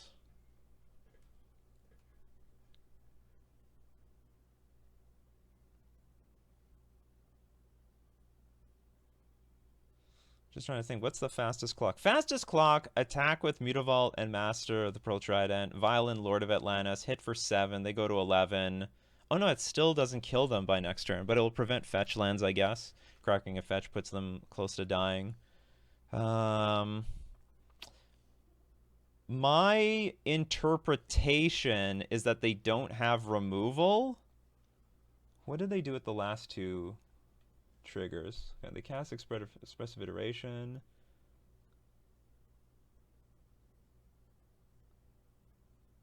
Puts Ragavan in the graveyard and Spell Pierce. Yeah, they don't. Okay, so I don't think they have removal. If they had removal, I think they would have kept it as insurance, or they might still. So they have two. They have a random card on top of their library. So it is just what I'm saying. When I play Trickster, I really want to kill one of these. Like I really want it to just be dead. It would be really bad to like play Trickster mid-combat and then Trickster dies. So what is attack for 7, put you to 10. Attack for 5. I'm just trying to figure out all my options here. If they have Murktide, it doesn't matter because I race that. They might be preparing for a Murktide. Attack for 6. Play Murktide. No, still not lethal. If they have no removal, I'm in really good shape.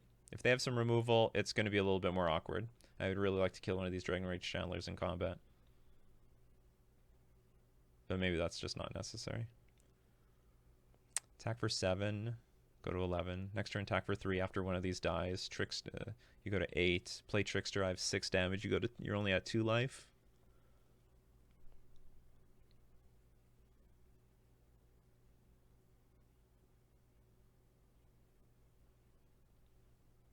Okay. Whatever happened to Relic of Progenitus? Okay, let's see what they do. Alternatively, I could have just attacked with the Mutavault, but I think I'm just not going to. And I think... Need to bring Relic back.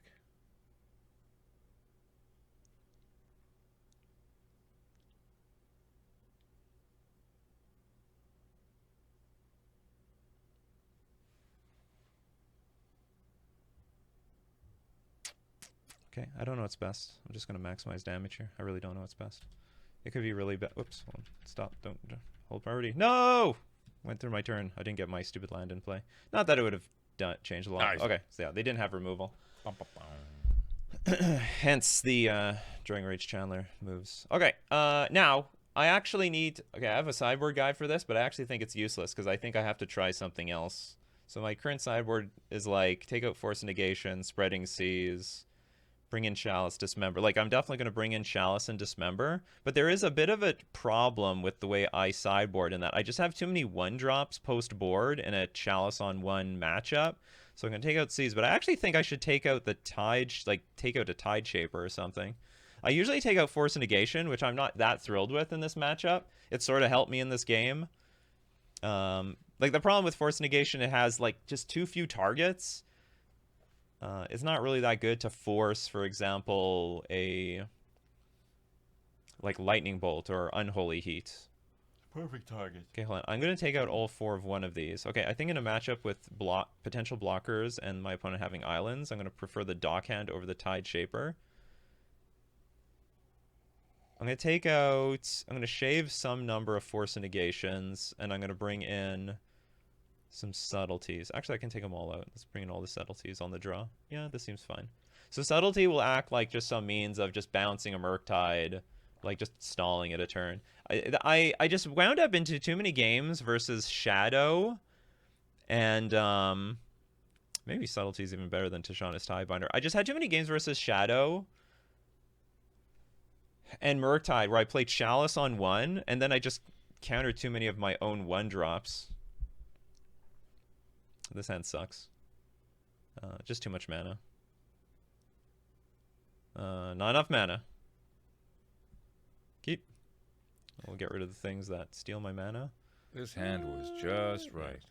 No, this hand was not just right. This hand was very poor, but I'll take it. First hand was too hot. First hand was too cold. Second hand was too cold. These modern challenges, you gotta hope to keep as many hands as possible.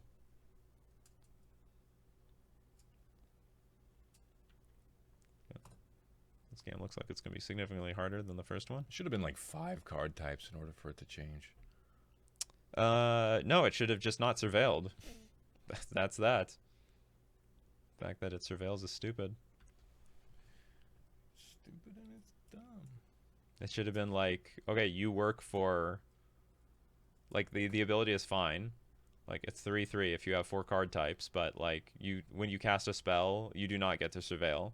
Like, that's a pretty damn pushed ability. I can't remember. Did they fix this? They fix it on Arena? Dragons, Rage, Channeler. Because a lot of these really broken cards got fixed. So this one, oh, they did fix it. Delirium gave it +2/+0 instead of +2/+2. But they still gave it the ability whenever you cast a non-creature spell, surveil 1. Yeah. The fact that they had to fix anything on Arena was just proof that they Screwed up. They screwed up. They pushed the cards a little bit too much. Ian Duke is just like, no. I don't know if Ian Duke has any like say over Modern anymore. Okay, we have a Ledger Shredder. It's a fancy tux that bird's wearing. Yeah. So by next turn, probably they're going to explode with things and stuff to do. They're going to start churning through their deck. Okay, pass. Maybe I should have played something like a Trickster, because I do have another one. Okay, sure.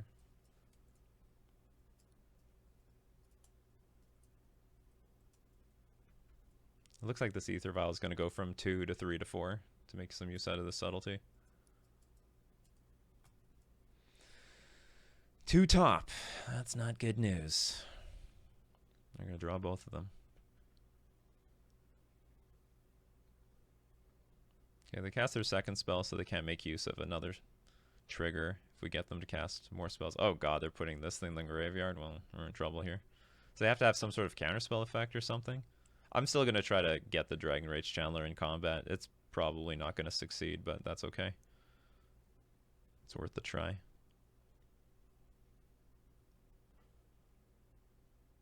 I mean, at the very least, we'll shrink the damn thing. Then if we're lucky, we get to eat it. We get to eat! Shrink it. No, we don't get to eat. No eating here.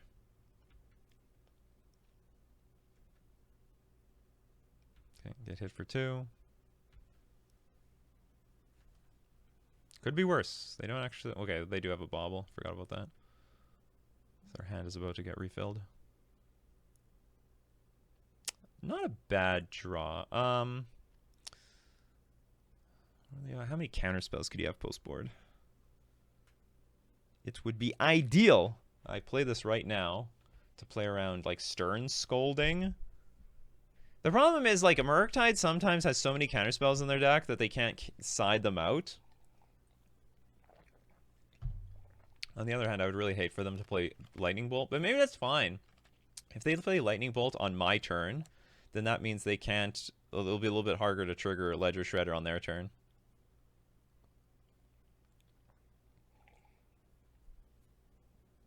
This is actually something I forgot about. They do have Tishana's Tidebinder in their deck.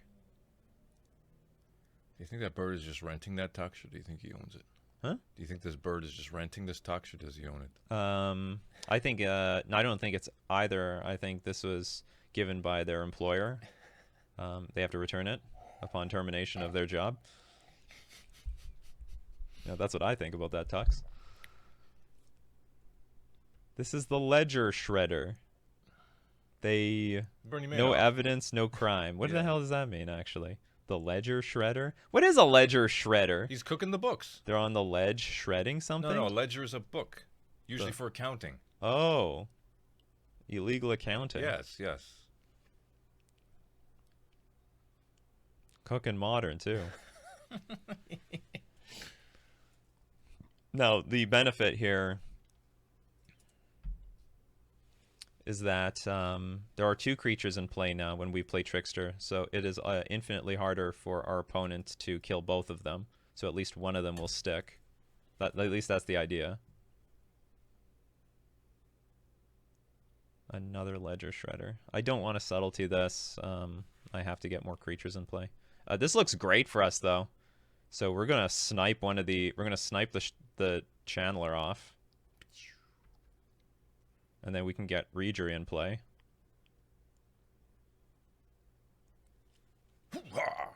This is fantastic.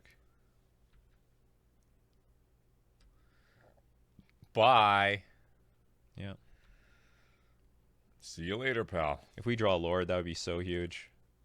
Or any 2-drop, really. Boom, boom, boom, boom, boom, boom. Big time. Because we'll Vial up to 3. Big. That was definitely not what I wanted to see. Could be useful down the road. Okay, we'll attack. Wait, is Svalun in your deck? No, not anymore. Bye. See you later, pal.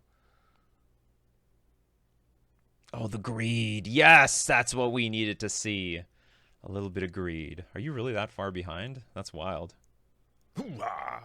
Okay, do I keep this in my hand or play it? What's the benefit to playing it? If I play it, take this thing to 4, and I draw a land, I can play around Tishana's Tidebinder. No, I think I'm going to keep this thing. Just in case. Okay, so that was like just a... Stone Cold win. It was just good for us. I mean, unless they've got, what's it called? Brother's Hood End or something? Oh, there it is. There it is. They were baiting me. Okay, they blew up our board. Oh. 3 damage to everything. Aw. Okay, so probably they had it in their hand and they blocked with the intention that if we went for it, that they could... It was like a 3 for 2, but it sort of benefits them more than it benefits me. Okay, but we do get to tick this thing up to 4, so hopefully they play Murktide and we can get them with that. Okay, well, it's too many Ottawaras. One more land and you can bounce some. Yeah, the Shredder. Because I have nothing else to bounce around here. Play a big one. Eon 1, you got it.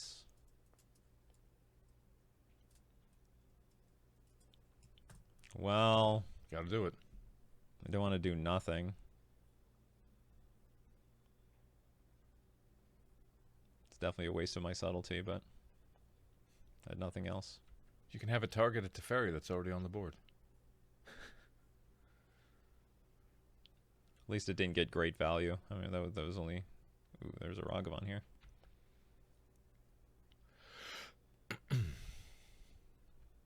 Does it work? It only gets a counter if you discard a good card. At least you got 3 in the air. Well, not really. There's this thing. Well, this is not that good. I mean, I still have to face down the stupid Ragavan. Okay, they have no removal, though. At least that's what they're telling me. I can't tell if they have a Murktide or not. This thing creates cards. This thing may or may not create cards, so I will dismember this. And I think I have to sit back versus this Ragavan. I don't really have a choice. Do you have Force of Negation? That would be rough.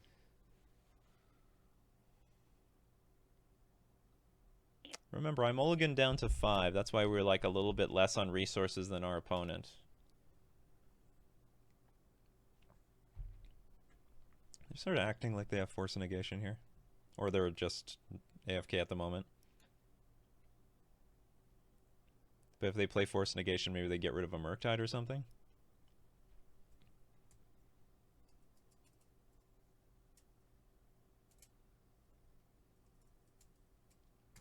So it's a 5-turn clock for me. The problem is, like, letting Ragavan hit us is really dangerous because it's, like, ideally you should attack because our opponent has removal in their deck. But on the other hand, this Ragavan is just so strong from this position because they have a lot of mana and they can just cast anything off the top of our deck. And then I just can't beat our own threats. Yeah. I mean, there is a world where maybe I can, like, bounce my own stuff with Ottawara, but I think I'm going to be on the defense here. Smart idea.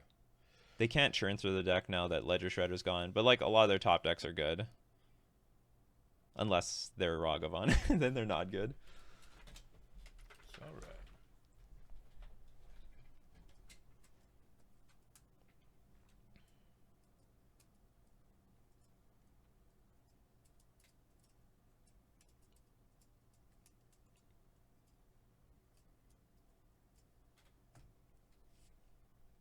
Play junk. Another Shredder.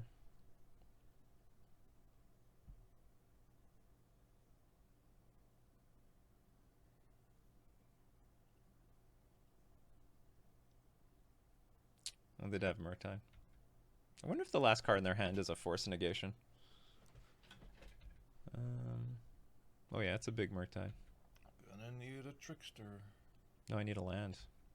Oh yeah, that too. Come on, come on, come on, come on, come on. Even though land isn't even going to help her. Yeah, I love it when I need a land, but then I draw the Ether Vial.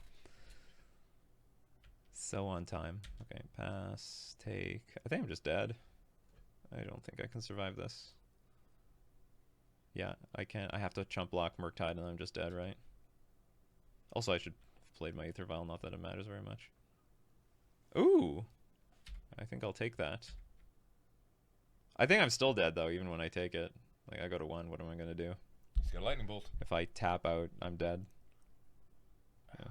Yeah, anyway. I'll go to the next game. Okay, I'm on the draw. Do I want to do anything else? Sorry, no, I'm on the play this time. Do I want to do anything else? Probably not. Do I want Force Negation? Hits EE, Brotherhood End. Don't think it's that important, though. How did they play that game? How good is Chalice of the Void in this matchup? Whatever. I think I'm just going to run it back.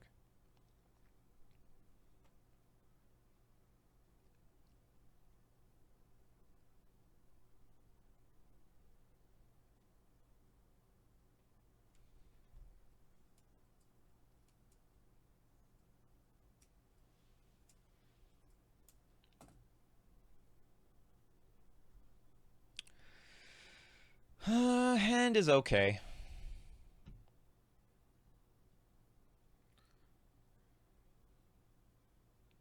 It's a bunch of random fish. This probably would have been better as a Sveiloon. Definitely.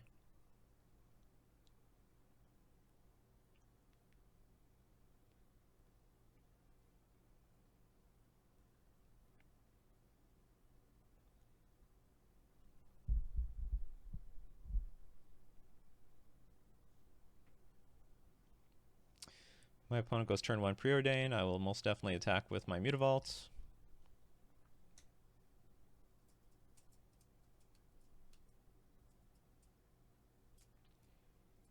I'm thinking, do you have Force Negation again? Like, maybe they do. No. I don't know. Like, I don't know what's going on here. I think he's just Oh, just multi-queuing. could be multi-queuing. Could be a lot of things. Okay, Dragon Rage Chandler.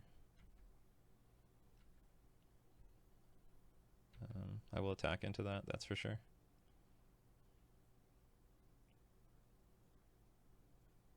I got a land, that's nice. So I'll have Tishana's Tidebinder available. Or Reejerey. Whatever I want.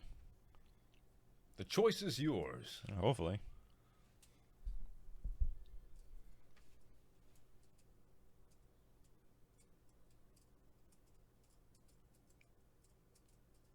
Would you like to block my Mutavault?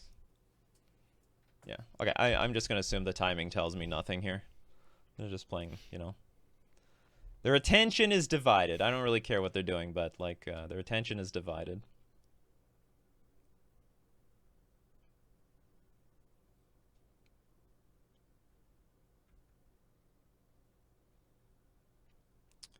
I will attempt to block. If I get the opportunity to.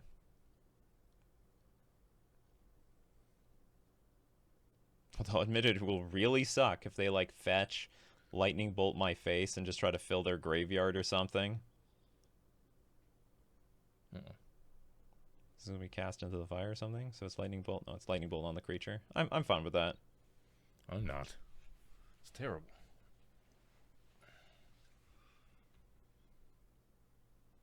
Okay, so they capped... They put the bauble into the graveyard? Okay. Another DRC.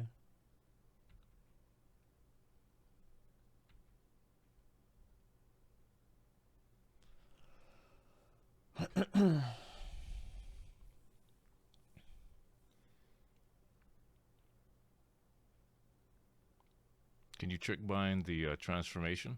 No, I can't trick bind. There's no transformation, but I can. There are triggers that I can counter, and then that turns the channeler off. But does it turn all copies or just No. It's just the one card. That sucks. So it'll be a 1/1 for as long as Tidebinder is on the battlefield. You should bring back the regular Tidebinder if this is such a red heavy meta. Trying to think what is the best thing to do. Maybe just pass, Tidebinder something. My turn. Like, hopefully they tap out. Alright, well, anyway, we'll see what they do.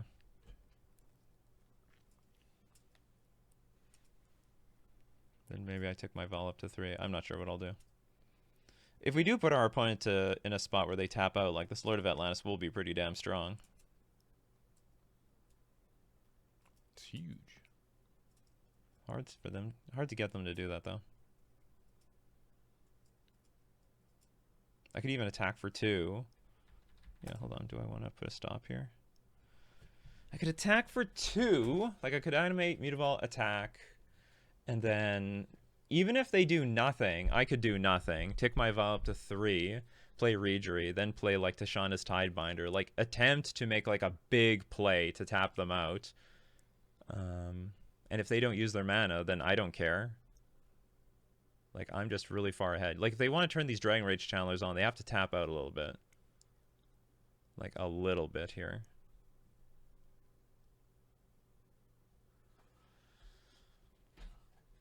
If I put them to 11, will they be in strike? They'll definitely be in striking range the moment that they tap out.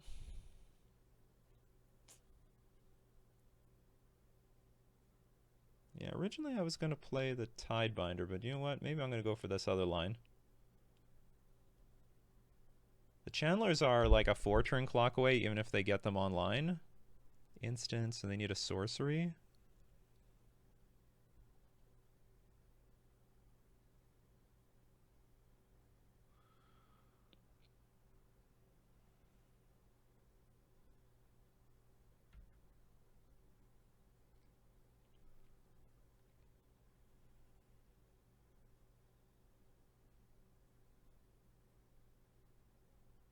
This also plays around a little bit of counter magic if that's something I need to play around.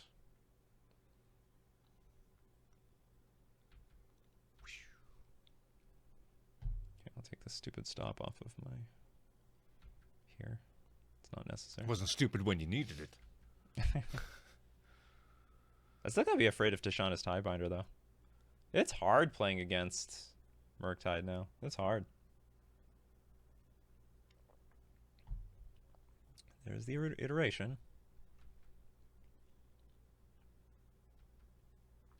Okay, so they're online. So the one thing, I mean, if they can't get mana, they're close to dead.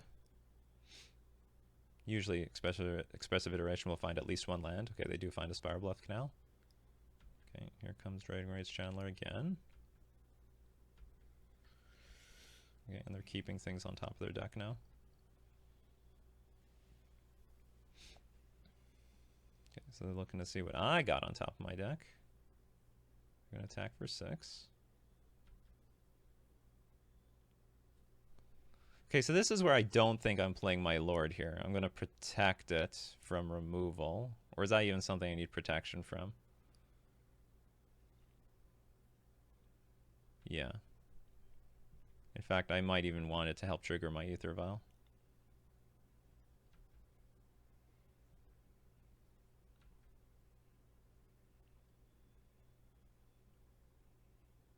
As weird as that sounds.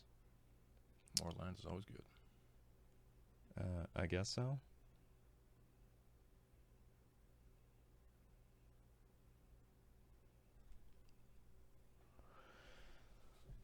What other weird things I can do here? Okay, so they're...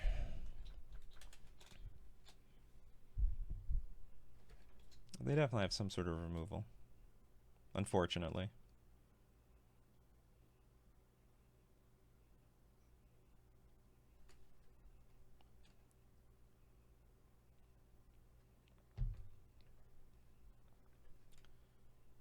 So my original line was like Violent Reejerey, play Lord, untap, Aether Vial, attack with Mutavault.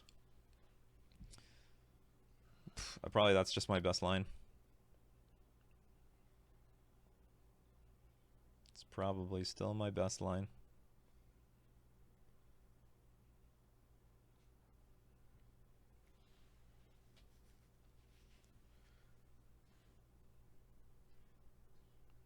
have to Shauna's Tidebinder up for, like, I don't know, tapping one of these things down. Come on. Make up your mind, you slowpoke.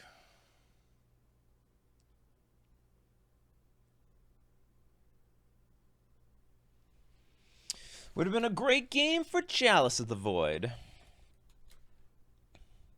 Yeah, have we seen any of our, like, hardcore sideboard cards yet? I guess not. Like, it didn't matter for game 2. I got 1 Dismember. I had Subtlety in there, but, like, it's not... It's, like, supposed to be... Like, Subtlety is supposed to pair with Chalice. So I can, like, Subtlety, like, a turn 1 Dragon Rage Channel and get, like, Chalice on in play before they play the... They can replay their Dragon Rage Channeler. Something to that effect. It's sweet when it happens. Oh, yeah. I've seen it. Locked him out of the game completely.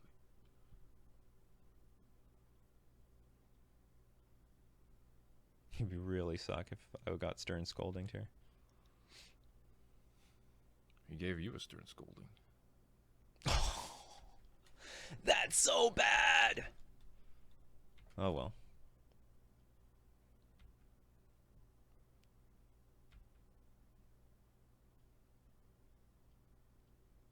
Okay, so now my hope is my opponent has no more removal. But, like, it's so likely they have removal. Oh, man. That was, like, the bottom end of their hand, of the range in their hand.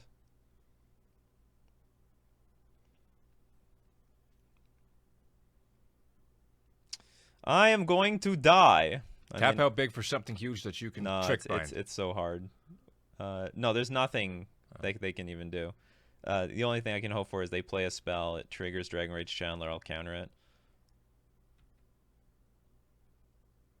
That's okay. I'm going to lose. No, we don't know that yet. Yeah. Important to note that if this was Svelune, this would be pretty good here. I mean, well, I wouldn't have any of these shenanigans, but very likely I could have went like end of turn Lord of Atlantis, and then if they killed it, I could play my Svelune here, and then in this event I could flash into Shauna's Tidebinder and protect my Svelune from because I have Mutavault here for giving it indestructible. Oh, I let these two things resolve while I'm talking. That's stupid. Oh, anyway, well, that was just dumb.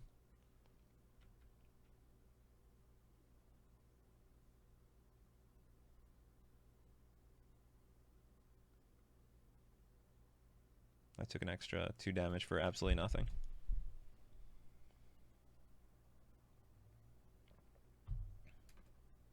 Not that they would have attacked with their 1/1, then it would have had a 3/3 on defense. Okay, wait.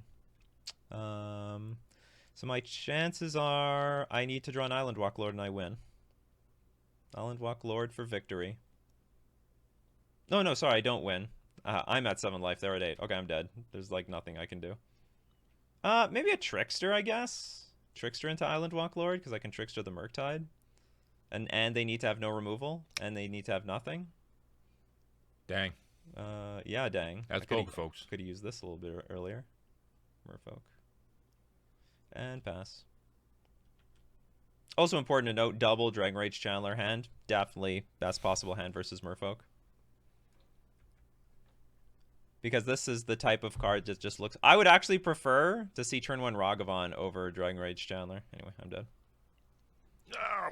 But that's not the end of the challenge. So we go 2-2 in today's video. But I'll be able to show you the second half of this challenge in the next video. So stay tuned for that. Overall, this modern challenge feels a lot like my last modern challenge, where I'm up against the top end of my opponent's hands. And I'm on, like... sort of the like, I'm not getting my sideboard cards here. I don't mind having Ether Vial. Like, my hand was okay, but then it just, like, well, we just drew, like, a bunch of lands afterwards when you really need to be drawing some consistent gas in this matchup. Although, what was this, like a 2-land hand? Yeah. To fight there, but anyway, it's very hard to grind through a Dragon Rage Channeler, especially 2 of them. And I had no answers to either of these things. Boo. Our answer is Trickster and Dismember. Did we see Trickster and Dismember in this game? Absolutely not. Our hand did not match up with our opponent's hand. Anyway, I hope you guys enjoyed the video, and I'll keep in consideration the difference between Reejerey and what's called Sveilun. The problem is Sveilun really good in this matchup. I really don't like Sveilun in like almost any other match, like outside of Footfalls and Murktide. Just do not like it. And I do think we do have the tools to beat the Murktide deck. I just had like just a very uninteractive hand. But that's Magic. All right, see you guys next time.